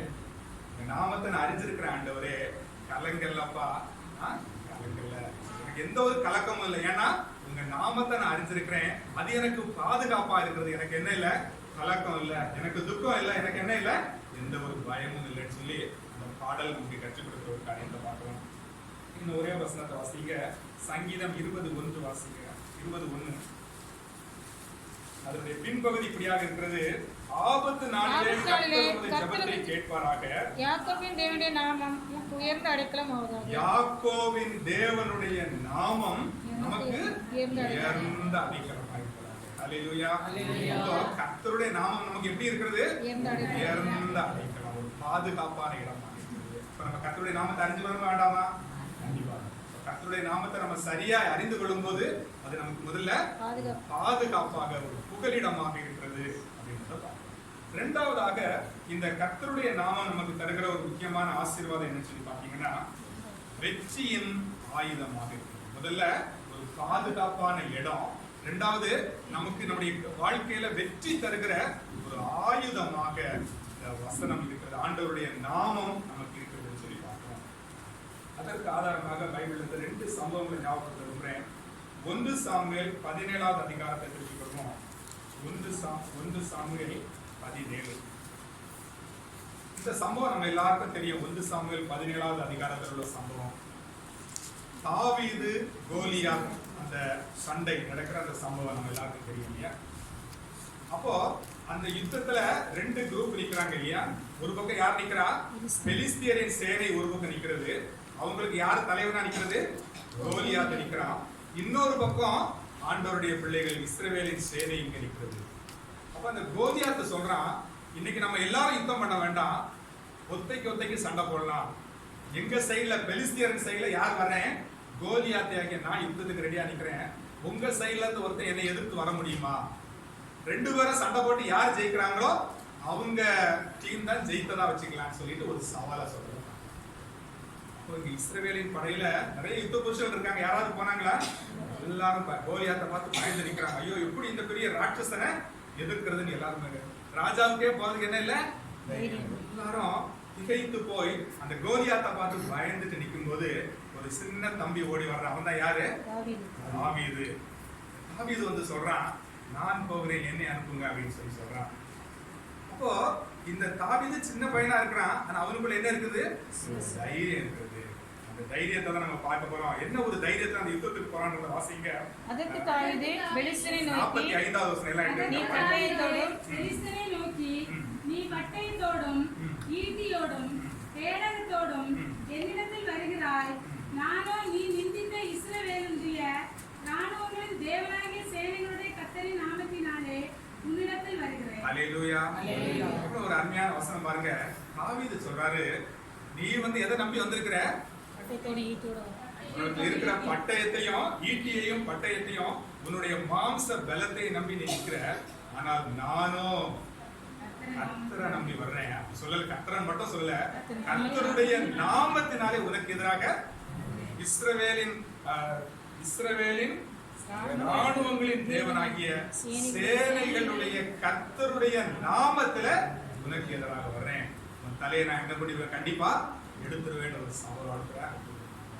அப்போ இந்த தாவீதுக்குள்ள என்ன இருந்துச்சு? கர்த்தருடைய நாமம் ஒரு பயங்கரமான நாமம், அவரை கொண்டு எனக்கு வெற்றி கிடைக்கும் அப்படின்ற ஒரு அசையாத ஒரு நம்பிக்கை இருந்தனால அவன் சொல்றான், கர்த்தருடைய நாமத்துல நான் உனக்கு எதிராக வர்றேன், கண்டிப்பாக உன் தலையை நான் என்ன பண்ணிடுவேன். என்னாச்சு? நல்ல கவன்ல சுற்றி அடிக்கிறான் கோலியாத். ஒரே அடியில கீழே வந்துட்டான் இல்லையா? அல்லேலூயா. அப்போ கர்த்தருடைய நாமத்தினால அன்னைக்கு தாவீதுக்கு ஒரு மிகப்பெரிய வெற்றி ஆண்டவர். அப்போ ஆண்டவர் நமக்கு எப்படிப்பட்டதான வெற்றியை கொடுக்கிறாரு? அவருடைய நாமத்தை அறிந்தவர்களுக்கு அந்த நாமத்தின் மூலமாக ஒரு பெரிய வெற்றி என்ன பண்றாரு? நம்ம வாழ்க்கையிலையும் இந்த கோலியாத்து போன்ற பெரிய பிரச்சனைகள் வரலாம் இல்லையா? நம்முடைய வாழ்க்கையில கோலியாத்தை சொல்லும்போது ஒரு மனுஷனா நம்ம நினைக்க வேண்டாம். கோலியாத்தை போன்ற பெரிய பிரச்சனைகள் நம்முடைய வாழ்க்கையில வரலாம். அந்த பிரச்சனைகளை மேற்கொள்வதற்கு நம்ம எப்படின்னு சொல்லி தடுமாறி நிற்கும் போது நம்ம செய்ய வேண்டிய காரியம் என்ன? கர்த்தருடைய நாமத்தினால அந்த கோலியாத் ஆகிய பிரச்சனைகளை நம்ம எதிர்க்கும் போது, கர்த்தருடைய நாமத்தை அறிக்கையிட்டு அந்த கோலியாத் போன்ற பிரச்சனைகளை நம்ம ஃபேஸ் பண்ணும்போது கர்த்தர் நமக்கு என்ன தருவாரு? ஜெயத்தை தருவார். ஹல்லேலூயா. அதே போல இன்னொரு சம்பவத்தை வேதத்துல இருந்து உங்களுக்கு ஞாபகப்படுத்த விரும்புறேன். 2 நாளாகமம் 14வது அதிகாரத்தை திருப்பிக் கொள்ளுங்க. அதுல உள்ள 11வது வசனத்தை வாசிங்க. ஆசா தன் தேவனாய் கர்த்தரை நோக்கி கூப்பிட்டு, கர்த்தாவே, பலமுள்ளவனுக்காகிலும் பலனற்றவனுக்காகிலும் உதவி செய்வது உமக்கு லேசான காரியம். எங்கள் தேவனாய கர்த்தாவே, எங்களுக்கு துணை நில்லும். உம்மை சார்ந்து உம்முடைய நாமத்தில் ஏராளமான இந்த கூட்டத்திற்கு எதிராக வந்தோம். கர்த்தாவே, நீர் எங்களை தேவன், மனுஷன் உம்மை மேற்கொள்ள விடாதேயும் என்றான். இங்கேயும் அதே போல ஒரு சம்பவம் தான். இங்கே ஒரு யுத்தம் நடக்கிற ஒரு சூழ்நிலையை பார்க்கிறோம். இங்க யார் இருக்கிறா? ஒரு பக்கம் எத்தியோப்பியரின் சேனை ஒரு பக்கம் நிக்கிறது. அவங்களுக்கு சேரா அப்படின்றதான ஒரு தலைவர் அங்க ஒரு பக்கம் நிக்கிறத பார்க்கிறோம். இன்னொரு பக்கம் ஆண்டவருடைய பிள்ளைங்க நிக்கிறாங்க. அங்க யார் தலைமையில நிக்கிறாங்க? ஆசாவின் தலைமையில நிக்கிறாங்க. அந்த சம்பவத்தை நீங்க வாசித்து பாத்தீங்கன்னா, அந்த எத்தியோப்பியர் ஏறத்தாழ 10 லட்சம் பேர் ஒரு பக்கம் நிக்கிறாங்களா. இந்த பக்கம் ஆசாட்ட வெறும் 5 லட்சம் நபர்கள் தான் இருக்கிறாங்க. ஒரு சின்ன கூட்டத்தோடு கூட ஒரு பெரிய கூட்டத்தை எதிர்நோக்கி யார் நிக்கிறா? இந்த ஆசா நிக்கிறான். அந்த ஆசா ஜெபம் பண்ணும்போது சொல்றான், ஆண்டவரே, பலமுள்ளவனுக்காகிலும் பலனற்றவனுக்காகிலும் உதவி செய்யறது லேசான காரியம் ஆண்டவரே. உங்க நாமத்தினால நான் இந்த பெரிய கூட்டத்தை எதிர்த்து போறேன் ஆண்டவரே, எனக்கு உதவி செய்யும்னு சொல்லிட்டு ஜெபம் பண்ணிட்டு இருக்கான். எதை நம்பி போறான்? ஆண்டவரே, உங்க நாமத்தை நம்பி நான் போறேன், எனக்கு என்ன கொடுங்க? சுற்றி கொடுங்க. தொடர்ந்து அந்த பின்னாடி உள்ள வசனங்களை வாசித்து பார்த்தீங்கன்னா, வசனம் சொல்கிறது, அந்த யூதா ஜனங்களுக்கு முன்பதாக எத்தியோப்பியர் திரும்பி வராத அளவுக்கு முறிந்தோடி போனார்கள் அப்படின்னு சொல்லி பார்க்கிறோம். ஹல்லேலூயா. நம்ம வாழ்க்கையில் இதே போல எத்தியோப்பியர்கள் போன்ற பெரிய சேனைகள், பிரச்சனைகள் நம்மளை நெருங்கி வரலாம். ஐயோ, இந்த பிரச்சனை என்னால எதிர்கொள்ள எனக்கு பலன் இல்லையேன்னு சொல்ற அளவுக்கு இருக்கலாம். நம்ம செய்ய வேண்டியதெல்லாம் ஆசாவை போல ஜெபம் பண்ணி, ஆண்டவரே, உங்க நாமத்தினால எனக்கு என்ன கொடுங்க? வெற்றி கொடுங்கன்னு சொல்லும்போது கர்த்தர் என்ன பண்ணுவார்? நமக்கு. ஆகவே கர்த்தருடைய நாமம் நமக்கு ஒரு பெரிய பாதுகாப்பான இடம் என்று சொல்லி பார்த்தோம். இரண்டாவதாக நமக்கு வெற்றி கொடுக்கிற ஒரு ஆயுதமாக இருக்கிறது. அருமையான தேவனுடைய பிள்ளைகளே, நம்ம ஒவ்வொருவருடைய வாழ்க்கையில நிறைய பிரச்சனைகள், போராட்டங்கள் இதை போல வருது. ஆனா நம்ம என்ன செய்யன்னு தெரியாம அநேக நேரங்களில் தடுமாறி போயிடுறோம். வசனம் நமக்கு கற்றுக் கொடுக்கிற காரியம், கர்த்தருடைய நாமத்தினாலே நமக்கு என்ன உண்டு? ஜெயம் உண்டு. அப்போ அந்த கர்த்தருடைய நாமத்தை நம்ம சரியா அறிந்து கொள்ளணும். அதை நம்முடைய வாழ்க்கையில பயன்படுத்தும் போது கர்த்தர் என்ன பண்ணுவார்? கண்டிப்பா ஜெயத்தை தருவார். ஆகவே இந்த நாள்ல நமக்கு முன்பதாக இருக்கிற அந்த கொஞ்ச நேரத்துல கர்த்தருடைய நாமங்களை குறித்து உங்களோடு கூட நான் பகிர்ந்து கொள்ள விரும்புகிறேன். நிறைய நாமங்கள் பைபிள்ல இருக்கு இல்லையா? நிறைய உங்களுக்கு தெரியும். அதுல சமயத்திற்கு ஏற்றாற் போல 3 அல்லது 4 நாமங்களை உங்களுக்கு சுருக்கமாக நான் கற்றுக்கொள்ள விரும்புகிறேன். இதை நீங்க நல்லா குறிச்சு வச்சுக்கணும். இதை கேட்டுட்டு அப்படியே போயிடக்கூடாது. கர்த்தருடைய நாமம் இதெல்லாம் இருக்குதா அப்படின்னு சொல்லி கேட்டுட்டு போயிட்டீங்கன்னா எந்த பிரயோஜனம் இல்லை. அந்த நாமங்களை நம்ம அறிந்து கொண்டு அதை நம்முடைய வாழ்க்கையில பிரச்சனைகள் வரும்போது நம்ம என்ன பண்ணணும்? பயன்படுத்தணும். வீட்டுல கத்தி இருக்கு, அதை எடுத்தாதானே பயன்படுத்த முடியும் இல்லையா? சத்துருவை ஜெயிக்க முடியும். அதே போல எல்லா ஆயுதத்தையும் ஆண்டவர் நமக்கு என்ன பண்ணிருக்காரு? கொடுத்திருக்கிறாரு. அந்த கர்த்தருடைய நாமத்தை நம்ம எடுத்து பயன்படுத்தும் போது என்ன கிடைக்கும்? நமக்கு ஜெயம். ஆகவே முதலாவதாக நாம் கற்றுக்கொள்ளுகிற ஒரு அருமையான ஆண்டவருடைய நாமம் என்னன்னு சொல்லி பாத்தீங்கன்னா ஏலோகிம். என்ன பேரு? ஏலோகிம். பைபிள் அந்த வசனம் எங்கேயாவது கேட்டது மாதிரி இருக்கா? பைபிள நம்ம ரொம்ப தெரியல. ஆனா நிறைய பாடல்கள் இந்த வசனம், இந்த ஆண்டவருடைய நாமங்களை நம்ம பாடி இருக்கிறோம். ஏலோகிம் ஆண்டவர் குறித்து நம்ம நிறைய பாடல்களை கேட்டிருக்கோம். இதுல என்ன ஒரு காரியம் சொல்லி பாத்தீங்கன்னா, இது ஒரு எபிரேய வார்த்தை. ஏலோகிம் அப்படின்றது ஒரு எபிரேய வார்த்தை. நம்முடைய பைபிள் எபிரேய பாஷையில தான் என்ன பண்ணப்பட்டுச்சு? எழுதப்பட்டது. பழைய பாடலாம் ஹீப்ரூ லாங்குவேஜ்ல தான் எழுதி இருக்காங்க. அதுல வந்து ஏலோகிம் அப்படின்னு எழுதப்பட்டிருந்துச்சு. ஆனா அதை மொழிபெயர்க்கும் போது அந்த வார்த்தை என்ன பண்ணிட்டாங்க? எல்லா ஆண்டவருடைய நாமத்தை என்ன பண்ணிட்டாங்க? பொதுவாகவே தேவன், கர்த்தர் அப்படின்னு சொல்லி எழுதிட்டதுனால அந்த ஏலோகிம் என்ற வார்த்தை நம்முடைய தமிழ் பைபிள்ல இல்லை. ஆனா அதனுடைய அர்த்தம் என்ன? அந்த ஏலோகிம் என்ற வார்த்தை இதுல இருக்கு, ஹீப்ரூ பைபிள்ல. இப்ப இந்த வசனம் எங்க வருதுன்னு சொல்லி பாத்தீங்கன்னா, ஆதியாகமம் 1:1 முதல் வசனம். ஆதியிலே தேவன் வானத்தையும் பூமியையும் சிருஷ்டித்தார். ஹீப்ரூ பைபிள் என்ன சொல்லி இருக்கிறது? ஆதியிலே ஏலோகிம் வானத்தையும் பூமியையும் சிருஷ்டித்தார். ஆகவே இந்த ஏலோகிம் அப்படின்றதான இந்த ஆண்டவருடைய நாமத்தை குறித்து நாம் கற்றுக்கிறோம். மனசுல வச்சிருங்க, என்ன பேரை மனசுல வச்சிருங்க, ஏலோகிம். சொல்லுங்க, ஏலோகிம் அப்படின்றது ஆண்டவருடைய நாமம். அந்த நாமத்துக்கு அர்த்தம் என்னன்னு சொல்லி பாத்தீங்கன்னா சிருஷ்டி கர்த்தர், கிரியேஷன் இல்லையா. சிருஷ்டி கர்த்தர் என்பது அவருடைய பெயர். the God the creator அப்படின்னு சொல்லிட்டு பார்க்கிறோம். சிருஷ்டி கர்த்தர் அப்படின்னு சொல்லிட்டு நம்ம எல்லாருக்கும் அந்த ஆதியாகமத்துல நடந்த காரியங்கள் தெரியும். ஆண்டவர் என்ன பண்ணாரு, வானத்தையும் பூமியையும் அழகாக சிருஷ்டிக்கிற காரியத்தை நம்ம ஆதியாகமம் முதல் அதிகாரத்துல வாசிக்கிறோம். எப்படி ஆண்டவர் சிருஷ்டித்தாரு, வார்த்தையினால சிருஷ்டித்தார். பெரிய காரியங்கள் ஏதாவது செய்தாரா, ஒன்றும் செய்யல. என்ன சொன்னாரு, வெளிச்சம் உண்டாக கடவுது அப்படின்னு ஒரே ஒரு வார்த்தை தான் சொன்னாரு, வெளிச்சம் உண்டாயிடுச்சு.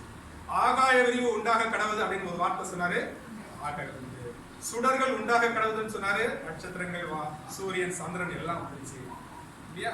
பறவைகள் உண்டாக கடவுதுனாரு, உண்டாயிடுச்சு. மிருகங்கள் உண்டாக கடவுதுனா உண்டாயிடுச்சு. இதெல்லாம் ஜீவராசிகள் உண்டாக கடவுதுன்னு சொன்னாரு, எல்லாம் எல்லாமே ஆண்டவருடைய வார்த்தையை சொன்னாரு, எல்லாம் சிருஷ்டிக்கப்பட்டது. அதனுடைய கடைசி வசன வாசிங்க, ஆதியாகமம் 1:31. அப்பொழுது தேவன் தாம் உண்டாக்கின எல்லாவற்றையும் பார்த்தார், அது மிகவும் நன்றாக தேவன் எல்லாவற்றையும் உண்டாக்கிட்டார் இல்லையா. எல்லாத்தையும் சிருஷ்டித்து ஆண்டவர் பார்த்தாரா, எல்லாம் எப்படி இருந்துச்சு, சூப்பரா இருக்குன்னு ஆண்டவர். ஆனா நம்ம இன்னைக்கு கற்றுக்கொள்ள ஒரு காரியம் என்னன்னா, இந்த ஏலோகியம் ஆண்டவர் எல்லாவற்றையும் சிருஷ்டித்தார், அவர் சிருஷ்டி கர்த்தர் நம்ம பார்த்தோம். எப்படிப்பட்ட சூழ்நிலையில கர்த்தர் இந்த காரியங்களை செய்தார் அப்படிங்கறத நம்ம தியானிக்கணும். அந்த ஆதியாகமம் முதல் அதிகாரம் 2வது வசனத்தை யாராவது வாசிங்க. பூமியானது ஒழுங்கின்மையும் பெருமையுமாய் இருந்தது. ஆழத்தின் மேல் இருள் இருந்தது. தேவ ஆவியானவர் ஜலத்தின் மேல் அசைவாடிக் கொண்டிருந்தார். இங்கே அந்த சிருஷ்டிப்பு நடக்கிறதுக்கு முன்பதாக எப்படி இருந்துச்சாம் பூமி, பூமியானது ஒழுங்கின்மையும் வெறுமையுமா இருந்துச்சு. எப்படி இருந்துச்சு, ஒழுங்கின்மை, ரெகுலராகவே இல்ல, ஒரு ஷேப்ல இல்ல, ஒழுங்கின்மையா இருந்துச்சு, வெறுமையா இருந்துச்சு, எம்டியா இருந்துச்சு, எம்டினஸ். அது மட்டும் அல்ல, இருள் நிறைந்திருந்தது. இங்கே எப்படி இருந்துச்சு, இருள் இருந்தது.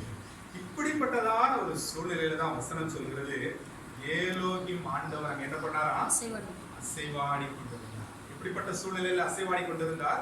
ஒழுங்கின்மையும் வெறுமையும் இருள் நிறைந்த அந்த பூமியின் மேல ஏலோகிம் தேவன் என்ன பண்ணாரு, அசைவாடினார் என்று சொல்லி வாசிக்கிறோம். அவர் அசைவாடின பின்பு அந்த ஆண்டவர் சகல காரியங்களையும் சொல்றாரு, ஒவ்வொரு வார்த்தையாக சொல்லுகிறாரு. எல்லாம் அருமையா சிருஷ்டிக்கப்பட்டது, சகலமும் எப்படி இருந்துச்சு, நல்லாய் நேர்த்தியாக இருக்க. அருமையான தேவனுடைய பிள்ளைகளே, அப்ப இந்த இடத்துல நம்ம கற்றுக்கொள்கிற ஒரு காரியம் சொன்னா, இந்த ஏலோகியம் தேவன் நம்முடைய வாழ்க்கையிலையும் அவர் அசைவாடுவார் என்று சொன்னால், அவர் அசைவாடும் போது நம்முடைய வாழ்க்கையில எப்படி இருக்கும், சூழ்நிலைகள் மாறும்.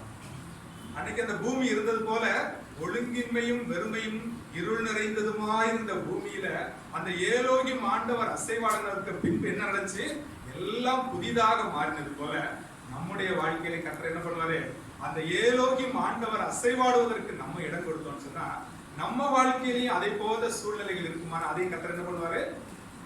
அல்லேலூயா. ஒருவேளை நம்முடைய வாழ்க்கையில இன்னைக்கு அப்படிப்பட்ட நிறைய காரியங்கள் இருக்கலாம் இல்லையா. ஒழுங்கின்மையான காரியங்கள் நம்ம குடும்பத்தில் இருக்கலாம். ஐயோ இந்த காரியங்கள்லாம் தாறுமாறா இருக்குது, இது என்ன நடக்கும்னு தெரியலையே அப்படின்னு ஒரு ஒரு ஒரு அங்கலாய்ப்போட நம்ம இந்த தேவ சமூகத்துல வந்திருக்கலாம். ஒருவேளை ஒரு வெறுமையான ஒரு சூழ்நிலை இருக்கலாம், ஒரு பண நெருக்கடியா இருக்கலாம், சுகவீனமா இருக்கலாம். ஐயோ ஒரு வெறுமையான சூழ்நிலை, ஆண்டவரே இது என்ன ஆகும்னு எனக்கு தெரியலையே, இந்த சூழ்நிலைகள் எப்படி ஆகும்னு எனக்கு தெரியலையே. ஒரு இருள் நிறைந்த ஒரு சூழ்நிலை, ஒரு நம்பிக்கையற்ற ஒரு சூழ்நிலை நம்முடைய வாழ்க்கையிலே கூட இருக்கிறார். ஆனால் இந்த ஏலோகியம் ஆண்டவருடைய நாமத்தை நம்ம பிடித்து கொண்டோம்னு சொன்னா, ஆண்டவரே ஏலோகியம் ஆண்டவரே, ஏலோகியம் ஆண்டவரே, நீங்க அன்னைக்கு அசைவாடுனீங்கப்பா, எல்லா சூழ்நிலையும் மாறிடுச்சு ஆண்டவரே, எல்லாவற்றையும் புதிதாக்குனீங்க ஆண்டவரே, இன்னைக்கு என் வாழ்க்கையில என்ன பண்ணுங்க, அசைவாடுங்க ஆண்டவரே என்று சொல்லி இந்த ஏலோகியம் ஆண்டவருடைய நாமத்தை சொல்லி நம்ம துதிப்போம்னு சொன்னா, அந்த நாமத்தை அறிக்கையிட்டு அந்த நாமத்தை நம்ம பயன்படுத்துவோம்னு சொன்னா, நம்முடைய வாழ்க்கையில கடவுள் என்ன பண்ணுவாரு, அதே போல சூழ்நிலைகள் என்ன பண்ணுவாரு, பெருமையான சூழ்நிலைகளை ஆசீர்வாதமாக மாற்றுவார், குறைவை நிறைவாக்குவார், இருளை என்ன பண்ணுவாரு. உங்க சூழ்நிலை உங்களுக்கு தான் தெரியும் இல்லையா. ஆண்டவர் சொல்லுங்க, ஆண்டவரே என் வாழ்க்கையின் சூழ்நிலை இப்படி இருக்கப்பா, என் குடும்பத்தின் சூழ்நிலை இப்படி இருக்குப்பா, என் பிள்ளைகளுடைய சூழ்நிலை இப்படி இருக்குப்பா. ஆண்டவரே இந்த இருளெல்லாம் மாறணுமே, ஆண்டவரே இந்த ஒழுங்கின்மையெல்லாம் மாறணுமே, ஆண்டவரே இந்த குறைவெல்லாம் நிறைவாகணுமே.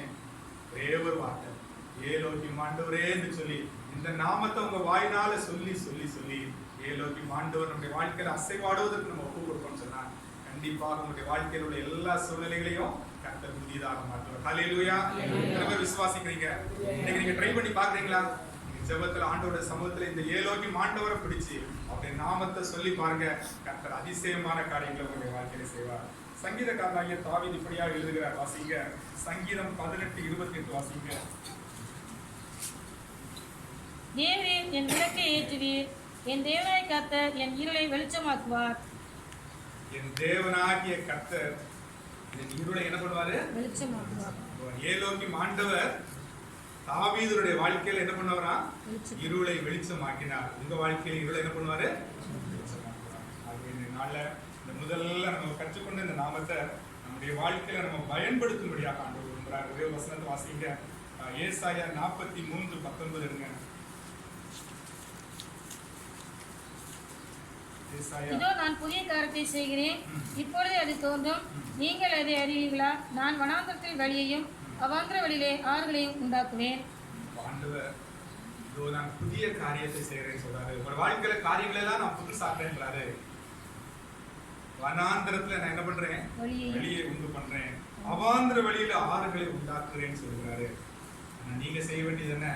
இந்த ஏலோகிம் ஆண்டவரை நீங்க நோக்கி, ஆண்டவரே என் வாழ்க்கையில அசைவாடுங்க, என் வாழ்க்கையில நீங்க செயல்படுங்க ஆண்டவரே, என் வாழ்க்கையில நீங்க அசைவாடுங்க ஆண்டவரே நீங்க சொல்லும் போது கண்டிப்பா என்ன பண்ணுவாரு?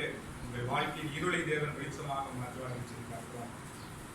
ஒருவேளை இன்னைக்கு 2020 நம்முடைய வாழ்க்கையில நிறைய பேருடைய வாழ்க்கையில பிரச்சனைகள் இருந்துச்சு இல்லையா? நிறைய குடும்பங்கள் என்ன வந்துச்சு? பொருளாதார நெருக்கம் வந்துச்சு. நிறைய பேருக்கு என்ன ஆகி போச்சு? பிசினஸ்ல நிறைய நஷ்டங்கள் வந்துச்சு. நிறைய பேருடைய வேலை போயிருச்சு. நிறைய பேருக்கு அவங்க எதிர்பார்த்த வருமானம் இல்லை. பல கஷ்டங்கள் இருந்துச்சு, எல்லாருக்குமே இருந்துச்சு இல்லையா? ஈவன் அரசாங்க ஊழியர்கள் கூட நிறைய சலுகைகள் பறிக்கப்பட்டுச்சு. ஏதோ ஒரு விதத்துல எல்லாருடைய வாழ்க்கையில என்ன வந்துச்சு? இந்த ஏலோகிம் ஆண்டவர் நம்முடைய வாழ்க்கையில அசைவாடும் போது மீண்டும் என்ன பண்ணுவாரு? இறந்த எல்லாவற்றையும் பெற்றுக்கொள்ள எல்லாவற்றையும் கர்த்தர் என்ன பண்ணுவாரு? நிறைவாய் நமக்கு ஆசீர்வதிக்கிறார். முதலாவது நம்ம கற்றுக்கொண்ட நாமம் என்ன? ஏலோகிம். சரிங்களா? மனசுல வச்சுக்கிடுங்க. இந்த வார்த்தையை நீங்க பயன்படுத்துறதுதான் முக்கியம். இந்த ஜெபத்துல ஆண்டவரை துதிக்கும் போதெல்லாம் இந்த வசனத்தை சொல்லி ஆண்டவரே என் வாழ்க்கையில செயல்படுங்கன்னு சொல்லும்போது கர்த்தர் என்ன பண்ணுவாரு? வாழ்க்கையில் எல்லாவற்றையும் கர்த்தர் புதிதாக மாற்றுவார். இரண்டாவதாக நம்ம கற்றுக்கொள்கிற ஒரு அருமையான நாமம் என்னன்னு சொல்லி பாத்தீங்கன்னா எல் ஷதாய். என்ன பேரு? எல் ஷதாய். இதையும் கூட நம்ம நிறைய பாடல்கள்ல பாடியிருக்கோம் இல்லையா? எல் ஷதாய் சர்வ வல்லவரே அப்படின்னு சொல்லி நம்ம பாடுவோம். இந்த எல் ஷதாய் ஆண்டவருடைய நாமத்தை குறித்து நம்ம பைபிள்ல எங்க பாக்குறோம்னா ஆதியாகமம் 17வது அதிகாரம் முதல் வசனத்துல. ஆபிரகாம் 99 வயதான போது கர்த்தர் ஆபிரகாமுக்கு தரிசனமாகி, நான் சர்வ வல்லமை உள்ள தேவன், நீ எனக்கு முன்பாக நடந்து கொண்டு உத்தமனாய் இரு. நான் சர்வ வல்லமை உள்ள தேவன், நீ எனக்கு முன்பாக நடந்து கொண்டு உத்தமனாய் இரு என்று சொல்லி யார்கிட்ட சொன்னாரு? ஆபிரகாமை பார்த்து ஆண்டவர் சொல்லுவாரு. அப்ப இரண்டாவது நம்ம கற்றுக்கொள்கிற ஆண்டவருடைய ஒரு நாமம் என்ன? எல் ஷதாய். முதல்ல பார்த்தோம் என்ன பார்த்தோம்? ஏலோகிம் அப்படின்னு சொல்லி பார்த்தோம். இரண்டாவது நாமம் என்ன? எல் ஷதாய். இந்த எல் ஷதாய்ன்ற நாமத்துக்கு அர்த்தம் என்னன்னு சொல்லி பார்த்தீங்கன்னா, எல் ஷதாய்னா சர்வ வல்லமையுள்ள தேவன், the Lord of strength அப்படின்னு சொல்லிட்டு பார்க்கிறோம். சர்வ வல்லமையுள்ள தேவன் தான் யாரு? எல் ஷதாய். அப்போ ஆபிரகாமை பார்த்து ஆண்டவர் சொன்னாரு, ஆபிரகாமே நீ பயப்படாத, தைரியமாயிரு, நான் எல் ஷதாய் உன் கூட இருக்கேன்பா, தைரியமாயிரு அப்படின்னு சொல்லி ஆபிரகாமை தைரியப்படுத்தின ஒரு ஆண்டவருடைய நாமம் தான் என்னது? எல் ஷதாய் நாமம். அப்ப ஆபிரகாமுடைய எந்த சூழ்நிலையில இந்த காரியத்தை ஆண்டவர் சொல்றாருன்னு சொல்லி பாத்தீங்கன்னா, ஆபிரகாமுக்கு ஆண்டவர் ஏற்கனவே பாத்தீங்கன்னா ஆபிரகாமோடு தேவன் அடிக்கடி பேசும்போது அவங்க என்ன சொல்லியிருந்தாரு? உன்னை நான் ஆசீர்வதித்து உன்னை திரளாய் பெருக பண்ணுவேன்னு சொல்லியிருந்தாரு. உன் சந்ததி கடற்கரை மணலை போல இருக்கும்னு சொல்லியிருந்தாரு. வானத்தை அண்ணாந்து பார்க்க சொல்லிட்டு என்ன முடியுமான்னு கேட்டாரு, முடியாதுன்னு சொன்னா. உன் சந்ததி எப்படி இருக்கும்? வானத்து நட்சத்திரங்களை போல இருக்கும் அப்படின்னு எல்லாம் சொல்லி நிறைய வாக்குத்தத்தங்களை கொடுத்திருந்தாரு. ஆனா என்ன இல்ல? ஒரு பிள்ளை கூட ஆபிரகாம் ஆனா என்ன சொல்லியிருந்தாரு, ஒரு சந்ததியை பெருக பண்ணுவேன்னு ஆண்டவர் வாக்கு பண்ணிட்டாரு. ஆனா என்ன இல்ல, ஒரு பிள்ளை கூட. ஆபிரகாமுக்கு என்ன இருந்திருக்கும், என்ன ஆண்டவரே இப்படி எல்லாம் வாக்குத்தத்தம் சொல்லியிருக்கீங்க ஆண்டவரே, ஆனாலும் என்ன இல்ல, ஒரு பிள்ளை கூட இல்லையே. இது நியாயம் தானே இல்லையா? அவனுக்குள்ள ஒரு சின்ன ஒரு எண்ணம் அப்படி வரும்போது, அந்த 99 வயசுல ஆபிரகாமை தைரியப்படுத்துறதுக்காக ஆண்டவர் சொன்னாரு, ஆபிரகாமே பயப்படாது, நான் யாரு, நான் சர்வ வல்லமையுள்ள தேவன், உனக்கு நான் என்ன பண்ணுவேன், ஈசாக்க கொடுப்பேன், உனக்கு சந்ததியை நான் என்ன பண்ணுவேன் கொடுப்பேன்னு சொல்லிட்டு அவனை தைரியப்படுத்துகிற ஒரு வசனமாக தான் இந்த காரியத்தை பார்க்கிறோம். ஒருவேளை நம்முடைய வாழ்க்கையில கூட இதே மாதிரி சூழ்நிலைகள் இருக்கலாம். ஆண்டவர் எனக்கு எதுவுமே செய்யலையே, இந்த வாக்குத்தத்தங்கள் எல்லாம் நிறைய வாக்குத்தத்தங்கள் ஆண்டவர் சொல்லியிருக்காரு, இதெல்லாம் எப்ப நிறைவேறும்னு தெரியலையே அப்படின்னு சொல்லி ஒரு கேள்வியோடு கூட இருக்கலாம். ஆபிரகாமை பார்த்து நான் எல்ஷதாய்ன்னு சொன்ன ஆண்டவர் தான் இன்னைக்கு நம்ம எல்லாரையும் பார்த்து சொல்றாரு, நான் உங்களுக்கும் எல்ஷதாய் சொல்றாரு. அப்ப இந்த எல்ஷதாய் நாமத்தை நம்ம அறிந்திருக்கும் போது ஆபிரகாமை ஆசீர்வதித்த அதே ஆண்டவர் நம்மையும். இப்ப இந்த ஆபிரகாமுடைய அந்த சூழ்நிலையை மட்டும் நான் வாசிக்க விரும்புறேன். ஆதியாகமம் 17:17 வாசிங்க. அப்பொழுது ஆபிரகாம் முகப்புற விழுந்து நகைத்து 100 வயதானவனுக்கு பிள்ளை பிறக்குமோ 90 வயதான சாரால் பிள்ளை பெறுவாளோ என்று தன் இதயத்திலே சொல்லிக்கொண்டு.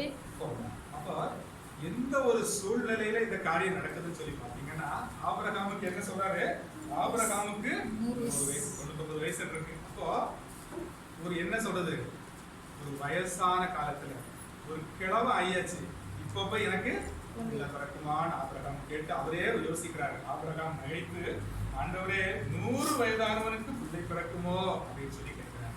அப்படின்னா நம்ம அதை பார்க்க, அதே மாதிரி அடுத்து சொல்றாரு, சாரால் 90 வயதான சாரால் பிள்ளை பெறுவாளோ ஆண்டவரே அப்படின்னு சொல்லி கேட்கிறாரு. அதே மாதிரி இன்னொரு வருஷம் வாசிங்க, 18:12 வாசிங்க. 18:12. ஆகையால் சாரால் தன் உள்ளத்திலே நகைத்து, நான் கிழவியும் என் ஆண்டவன் முதிர்ந்த வயதுள்ளவனாய் இருக்கும் பின்பு எனக்கு இன்பம் உண்டாயிருக்குமோ என்றாள். சாரால் அதே மாதிரிதான் யோசிக்கிறார், ஆண்டவரே ஆண்டவரே நான் கிழவியும் என் ஆண்டவன் முதிர் வயதுள்ளவனாய் இருக்கும் போது எனக்கு குழந்தை பிறக்கும் ஆண்டவரே. இப்ப 2 பேருடைய சூழ்நிலையை உலக பிரகாரமா யோசிக்கும் போது நியாயம் தான் இல்லையா? 100 வயசுலயும் 90 வயசுலயும் குழந்தை பிறக்கும்னு நினைக்கிறது முடியாத காரியம் தான். அவங்க எல்லாரும் சொல்லியிருப்பாங்க, ஆபிரகாமுக்கு சாராளுக்கு என்ன பண்ண போறதில்ல, நீ ஒரு குழந்தை பிறக்க போறதில்ல கூட பலர் பேசி இருந்திருப்பாங்க. ஆபிரகாமுக்குள்ள அது மனமடிவா இருந்திருக்கும், ஆண்டவரே ஆண்டவரே அப்படின்னு சொல்லி ஒரு அங்கலாய்ப்போடு கூட ஆண்டவர் ஆண்டவர் சொல்றாரு. அதே வாசம் அடுத்த வசனம், கர்த்தரால் ஆகாத காரியம் உண்டோ, கர்த்தரால் ஆகாத காரியம் உண்டோ. ஹல்லேலூயா. கர்த்தரால் ஆகாத காரியம் உண்டோ. ஆண்டவர் சொல்றாரு, நான் எல்ஷதாய் அப்பா, உனக்கு 100 வயசா இருந்தா 110 வயசா இருந்தா அதை பத்தி நீ ஏன் கவலைப்படுற, நான் யார் இருக்கிறேன், சர்வ வல்லமையுள்ள எல்ஷதாய் உன் கூட இருக்கிறேன். நீ சூழ்நிலை என்ன பண்ணாத, எல்லா சூழ்நிலையும் மாற்றுறதுக்கு நான் வல்லமையுள்ள தேவனாக இருக்கிறேன்னு சொல்லிட்டு ஆண்டவர் சொல்லிட்டு பார்க்கிறோம். பிள்ளைகளே, நம்முடைய ஆண்டவருக்கு இன்னொரு பேர் என்ன தெரியுமா, இல்லாதவைகளை இருக்கிறவைகளை போல் அழைக்கிறது. அந்த சர்வ வல்லமை உள்ள தேவன் தான் எல்ஷதாய். ஆபிரகாமுக்கு என்ன பண்ணாரு, 100 வயசுல அருமையான ஒரு வாக்குத்தத்தத்தின் புத்திரனாகி ஈசாக்கை நமக்கும் கொடுக்க அவர் வல்லமை உள்ளவராக இருக்கிறார் சொல்லி பார்க்கலாம். பிள்ளைகளே, அப்ப ஆண்டவர் இல்லாதவைகளை இருக்கிறவைகளை போல் இருக்கிற தேவன் அப்படின்னு சொல்லி பார்க்கிறோம். அப்போ இதுல 2 காரியத்தை சொல்ல விரும்புறேன். கிதியோனை பார்த்து ஆண்டவர் சொன்னாரு, பராக்கிரமசாலியே அப்படின்னு சொல்லி கூப்பிட்டாரு. எப்படி கூப்பிட்டாரு, பராக்கிரமசாலின்னு சொல்லி கூப்பிட்டாரு. ஆனா இந்த கிதியோனுடைய வாழ்க்கை எப்படி இருந்துச்சுன்னா, அவன் ஒரு பயந்த சுபாவம் உள்ள மனுஷன். கிதியோன் எப்படிப்பட்டவன், ஒரு பயந்த சுபாவம் உள்ள மனுஷன். ஆனா அவனை பார்த்து ஆண்டவர் எப்படி கூப்பிட்டாரு, பராக்கிரமசாலியே அப்படின்னு சொல்லி கூப்பிட்டு, நீ தான் என்ன பண்ணணும், மீதியானியரை இஸ்ரவேலரை மீதியானியரின் கைக்கு நீ என்ன பண்ணணும், தப்புவிக்கணும் அப்படின்னு சொல்லி. அப்ப ஆண்டவர் நம்மளை எப்படி பாக்குறாரு, நம்ம பலவீனர்களா இருக்கலாம், குறைவுள்ளவங்களா இருக்கலாம், நம்மளை எப்படி பாக்குறாரு, வித்தியாசமாய் பார்க்கிற தேவன். நம்முடைய குறைவுகளை அவர் பார்க்கறது இல்ல, நம்முடைய இயலாமைகளை அவர் பார்க்கறது இல்ல, அவைகளுக்கு மேலாக நம்முடைய சூழ்நிலைகளுக்கு மேலாக நம்மை பார்க்கிற ஒரு தேவனாக இருக்கிறார். புதிய பாட்டு நாட்கள்ல லாசருடைய சம்பவம் நம்ம எல்லாருக்கும் தெரியும். அப்ப லாசரு மரித்து போனான் அப்படிங்கிற சம்பவம் நம்ம எல்லாருக்கும் தெரியும். அப்ப எல்லாரும் என்ன பேசிக்கிட்டாங்க, சுகவீனமா இருக்கும் போதே நீங்க வந்திருந்தீங்கன்னா என்ன பண்ணிடலாம், ஏன்னா நீங்க சுகமாக்குற தேவன் எங்களுக்கு தெரியும். யார் யாருக்கெல்லாம் சுகவீனம் சம்பளம் என்ன பண்ணீங்க, சுகம் ஆகிட்டீங்க எங்களுக்கு தெரியும். நீ என்ன பண்ணி கண்டிப்பா சுகம் பண்ணிருக்கிறேன் அப்படின்னு ஒரு சிலர் சொல்றாங்க. ஒரு சிலர் சொல்றாங்க ஆண்டவரே மரித்த உடனேயாவது வந்திருக்கலாம், நீங்க என்ன பண்ணிருக்கலாம். ஆனா நிறைய பேர் மரிச்சவங்க ஆண்டவர் என்ன பண்ணிருக்காரு, உயிரோட எழுப்பிருக்கிறாரு. ஆனா இப்ப என்ன ஆகி போச்சு, 4 நாள் ஆயிடுச்சு ஆண்டவரே, இப்பொழுது நானுமே அப்படின்னு சொல்லிட்டாரு. ஆனா அந்த சம்பவத்துல பாருங்க, அந்த கல்லறைக்கு முன்னாடி நின்று ஆண்டவர் சொல்றாரு, கல்லை புரட்டி போடணும்னு சொல்றாரு. ஒரே ஒரு வார்த்தை தான் சொன்னாரு, லாசருவே வெளியே வா. அப்போ மற்றவங்க எல்லாம் என்ன நினைக்கிறாங்க, ஐயோ அவன் மரிச்சு 4 நாள் ஆகி போச்சு, நானுமே இனி என்ன பண்ண முடியாது, ஒண்ணுமே செய்ய முடியாதே, இனி லாசர் உயிரோட வர்றதுக்கு எந்த வழியும் இல்லாம ஆகி போச்சேன்னு சொல்லி நினைக்கும் போது ஆண்டவர் சொல்றாரு, லாசருவே வெளியே வா. ஒரே ஒரு வார்த்தை. அப்ப லாசருவை எப்படி பாக்குறாரு, அவன் உயிரோட உள்ளார உட்கார்ந்துட்டு இருக்கிறது மாதிரி நினைச்சுதான் என்ன பண்றாரு, லாசருவே வெளியே வான்னு கூப்பிட்டாரு. லாசரு வெளியே வந்தான். ஹல்லேலூயா. நம்முடைய ஆண்டவர் நம்முடைய சூழ்நிலைகளுக்கு மேலாக செயல்படுகிற ஒரு எல் ஷதாய் தேவனாக இருக்கிறார் சொல்லி பார்க்கிறோம். ஒருவேளை இதே போல சூழ்நிலைகள் நம்முடைய வாழ்க்கையில இருக்கலாம். ஒருவேளை ஒரு வேலை கிடைத்த காரியங்களா இருக்கலாம். ஒருவேளை ஏஜ் முடிஞ்சு போச்சு, இனி எனக்கு வேலை கிடைக்குமா. ஒருவேளை திருமண காரியமா இருக்கலாம், ஐயோ நாட்கள் போயிட்டே இருக்குது, என் பிள்ளைகளுடைய திருமண காரியம் நடக்குமா அப்படின்னு ஒரு ஏக்கம் இருக்கலாம். ஒருவேளை பிள்ளைக்கு அடுத்த காரியமா இருக்குன்னு சொல்லலாம், ஐயோ எனக்கு எப்பொழுது ஆண்டவர் குழந்தையை தருவார் என்கிற ஒரு ஏக்கமாக இருக்கலாம். இல்ல நம்முடைய வாழ்க்கையில ஒரு ப்ரொமோஷனா இருக்கலாம், அல்லது எந்த ஒரு காரியமா இருக்கலாம். உலக பிரகாரமா ஒருவேளை அது முடியாத ஒரு சூழ்நிலையா இருக்கலாம், மருத்துவ ரீதியா முடியாத ஒரு சூழ்நிலையா இருக்கலாம். இந்த நாள் நம்ம என்ன செய்ய போறோம், இந்த எல் ஷதாய் ஆண்டவருடைய நாமத்தை நோக்கி பார்த்து, எல் ஷதாய் ஆண்டவரே, எல் ஷதாய் ஆண்டவரே, ஆபிரகாமுக்கு பிள்ளையை கொடுத்தீங்களே, ஆபிரகாமுக்கு முடியாத சூழ்நிலையை முடிய பண்ணினீங்களே, எனக்கும் அதையே செய்யுங்க ஆண்டவரேன்னு சொல்லி ஆண்டவருக்கு இந்த எல் ஷதாய் நாமத்தை உயர்த்தி நம்ம கேட்கும் போது கர்த்தர் கண்டிப்பா என்ன பண்ணுவாரு, நமக்கும் அதே அற்புதத்தை செய்வார். ஏன்னா நம்ம எல்லாம் யாரு, ஆபிரகாமின் பிள்ளைகள். ஆபிரகாமுக்கு செய்த அற்புதத்தை செய்த அதே தேவன் நமக்கும் இன்னைக்கு அற்புதத்தை செய்ய நல்லவராக இருக்கிறான்னு சொல்லி பார்க்கிறோம். ஆகவே இரண்டாவதாக நம்ம கற்றுக்கொண்ட நாமம் என்ன, எல் ஷதாய். கடைசியா ஒரே ஒரு நாமத்தை சொல்லி நம்ம முடிச்சிருவோம், டைம் இல்லாதனால. மூணாவது நாமத்தை முடிச்சிருவோம். இந்த கடைசியா நம்ம கற்றுக்கொள்கிற ஒரு நாமம் என்ன, எல் ரோயி அப்படின்றது. இந்த நாமம் நம்ம எல்லாருக்கும் தெரியும் இல்லையா, எல் ரோயி அப்படின்றதான ஒரு நாமம். இந்த நாமத்தை குறித்து நம்ம எங்க வாசிக்கிறோம்னா, நம்ம முதல் வேத பாடத்துல நம்ம வாசிக்க கேட்டோம்.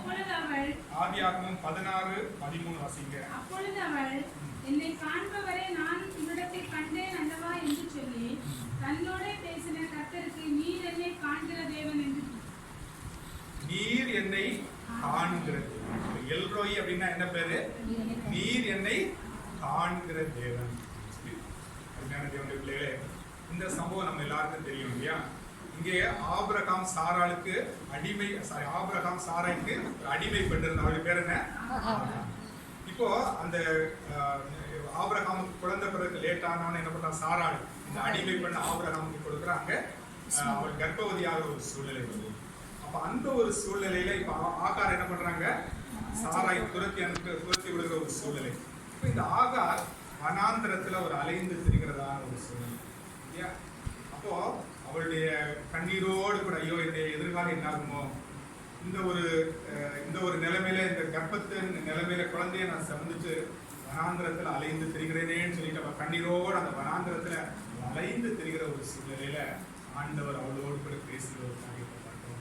அப்பதான் அந்த ஆகார் சொல்றா, ஆண்டவரே நீர் என் கண்ணீரை காண்கிற தேவனாக இருந்தீரே, நீர் என்னை காண்கிற தேவன் என்று சொல்லி எல் ரோயி அப்படின்னு சொல்லிட்டு அவருக்கு பேர் வைக்கிற ஒரு காரியம். ஆண்டவருடைய மூன்றாவது பேர் என்ன, எல் ரோயி அப்படின்னு சொல்லி. உண்மையான தேவனுடைய பிள்ளைகளே, ஒருவேளை இந்த ஆகாரை போல நம்முடைய வாழ்க்கையும் பேசலாம். பலவிதமான நெருக்கங்கள் கஷ்டங்கள்ல நம்மள என்ன பண்ணிட்டு இருக்கலாம், கண்ணீர் விடுகிற ஒரு சூழ்நிலையில் இருக்கலாம். என் கண்ணீரை யாரும் பார்க்கலையே, ஐயோ என்னுடைய அங்கலாய்ப்பு யாருக்கு தெரியும், நான் இவ்வளவு உள்ளத்துக்குள்ள குமரி கொண்டிருக்கிறேனே என்று சொல்லி ஒருவேளை ஆகாரை போன்ற ஒரு சூழ்நிலையில, வனாந்திரத்திலே அலைந்து திரிகிறதை போன்ற ஒரு சூழ்நிலையில நம்முடைய வாழ்க்கை இருக்கலாம். வசனம் சொல்கிறது, கர்த்தர் எல் ரோயியாக இருக்கிறார், அவர் நம்முடைய கண்ணீரை காண்கிற தேவனாக இருக்கிறார். ஹல்லேலூயா. வசனத்தை வாசிங்க. சங்கீதம் 34:15. சங்கீதம் 34:15 வாசிங்க. கர்த்தருடைய கண்கள் நீதிமான்கள் மேல் நோக்கமாய் இருக்கிறது, அவருடைய செவிகள் அவர்கள் கூப்பிடுதலுக்கு திறந்திருக்கிறது. கர்த்தருடைய கண்கள் நீதிமான்கள் மேல் நோக்கமாய் இருக்கிறது. அப்போ கர்த்தருடைய கண்கள் நம்ம ஒவ்வொருவரையும் என்ன பண்ணுது, பார்த்துட்டே இருக்கிறது. நம்ம என்ன பண்ணிடக்கூடாது, நம்மை காண்கிற தேவனாக இருக்கிறார். நம்முடைய எல்லா சூழ்நிலைகளையும் எல்ரோய் என்ன பண்றாரு? பார்த்து கொண்டே இருக்கிறார் அப்படின்னு சொல்லி பார்க்கிறோம். ஒருவேளை உங்களுடைய கண்ணீரை அவர் பார்த்துட்டு சும்மா இருக்கிற தேவன் அல்ல. வசனம் சொல்கிறது, வாசிங்க. சங்கீதம் 56:8 வாசிங்க. 56:8. என் அலைச்சல்களை தேவரில் எண்ணி இருக்கிறீர். என் கண்ணீரை உம்முடைய துருத்தியில் வையும். அவைகள் உம்முடைய கணக்கில் அல்லவோ இருக்கிறது. என் அலைச்சல்களை தேவரீர் அறிந்திருக்கிறீர்கள். என் கண்ணீரை உம்முடைய துருத்தியில் வையும். அவைகள் உம்முடைய கணக்கில் அல்லவோ இருக்கிறது. அல்லேலூயா. ஆண்டவர் நம்முடைய கண்ணீரை பார்க்கிற தேவன் மட்டும் அல்ல, அந்த கண்ணீரை எங்க வச்சிருக்கிறாரா? அவருடைய துருத்தியில கணக்கில் வச்சிருக்காரு. அப்ப நீங்க விடுகிற ஒவ்வொரு கண்ணீரும் ஆண்டவர் பார்க்கிறது மட்டும் அல்ல, கணக்கில் வைக்கிற ஒரு தேவனாக இருக்கிறார். உண்மையான தேவனுடைய பிள்ளைகளை, கடைசியான ஒரே ஒரு வசனத்தை வாசித்து நான் நிறைவு செய்றேன். வாசிங்க. சங்கீதம் 84:6 வாசிங்க. அழுகையின் பள்ளத்தாக்கே உருவ நடந்து அதை நீரூற்றாக்கிக் கொள்கிறார்கள். மழையும் குளங்களை நிரப்பும். அழுகையின் பள்ளத்தாக்கை உருவ நடந்து அதை என்ன பண்றாங்களா? நீரூற்றாக்கி கொள்ளுகிறார்கள். தேவனுடைய பிள்ளைகளே, ஆண்டவர் நம்முடைய வாழ்க்கையினுடைய கண்ணீரை பார்க்கிற தேவன், அதை கணக்கில் வச்சிருக்கிறாரு. அதோட நின்று விடல, அந்த கண்ணீரை என்னவா மாற்றாரா? நீரூற்றாக மாற்றுகிறார். கண்ணீரை களிப்பாக மாற்றுகிற ஒரு தேவன் தான் இந்த எல்ரோய் என்கிற ஆண்டவர். அருமையான தேவனுடைய பிள்ளைகளே, உங்க தனிப்பட்ட வாழ்க்கையில ஒவ்வொருவருடைய வாழ்க்கையில ஒவ்வொரு சூழ்நிலையில் இருக்கலாம். ஆகாரை போல நீங்கள் அடைந்து தெரிந்து இந்த வாழ்க்கை என்னவா ஆகுமோ என்று சொல்லி ஒரு கேள்வியோடு இருக்கலாம். ஆனா இந்த எல்ரோய் ஆண்டவருடைய நாமத்தை பயன்படுத்தி, எல்ரோய் ஆண்டவரே, எல்ரோய் தேவனே, என் கண்ணீரை ஆண்டவரே களிப்பாக மாற்றுங்க ஆண்டவரே நீங்க ஜெபம் பண்ணீங்கன்னா, அவர் உங்கள் கண்ணீரை பார்க்கிற தேவன், உங்கள் கண்ணீரை அவருடைய துருத்தியில வைத்திருக்கிற தேவன், உங்கள் கண்ணீரை களிப்பாக மாற்றி ஆசீர்வதிக்கிற தேவன். நம்ம இந்த நாள்ல ஆண்டவருடைய 3 நாமங்களை குறித்து தியானிச்சோம். ஒன்று, ஏலோகிம் ஆண்டவர். அவர் நம்முடைய வாழ்க்கையில அசைவாடும் போது எல்லா சூழ்நிலைகளையும் அவர் என்ன பண்ணுவாரு? புதிதாக மாற்றுவார் என்று சொல்லி பார்த்தோம். இரண்டாவதாக, அவர் எல்ஷதாய் ஆண்டவர். அவர் முடியாததை முடிய பண்ணுகிற தேவன், சூழ்நிலைகளுக்கு மேலாக செயலாற்றுகிற சர்வவல்லமையுள்ள தேவன். கடைசியாக அவர் எல்ரோய் தேவன். அவர் கண்ணீரை காண்கிற தேவன். காண்கிற தேவன் மட்டுமல்ல, கண்ணீரை களிப்பாக மாற்றி நம்மை மகிழ்ச்சியினால் இடைகட்டுகிற தேவனாக இருக்கிறார் சொல்லி பார்த்தோம். அருமையான தேவனுடைய பிள்ளைகளே, 3 நாமங்களை நீங்க அதிகமா இன்னும் அறிந்து கொள்ளணும். இது நீங்க பயன்படுத்தும் போது என்ன கிடைக்கும்? வெற்றி கிடைக்கும். ஆகவே இந்த 3 நாமங்களை தொடர்ந்து தியானிங்க. உங்க வாழ்க்கையின் சூழ்நிலைகளில் இந்த நாமங்களை சொல்லி சொல்லி துதிங்க. கர்த்தர் மெய்யாகவே உங்களுடைய வாழ்க்கையில் ஒரு பெரிய வெற்றியையும் விடுதலையும் தருவார். தேவன் தாமே இந்த வசனங்களை ஆசீர்வதித்து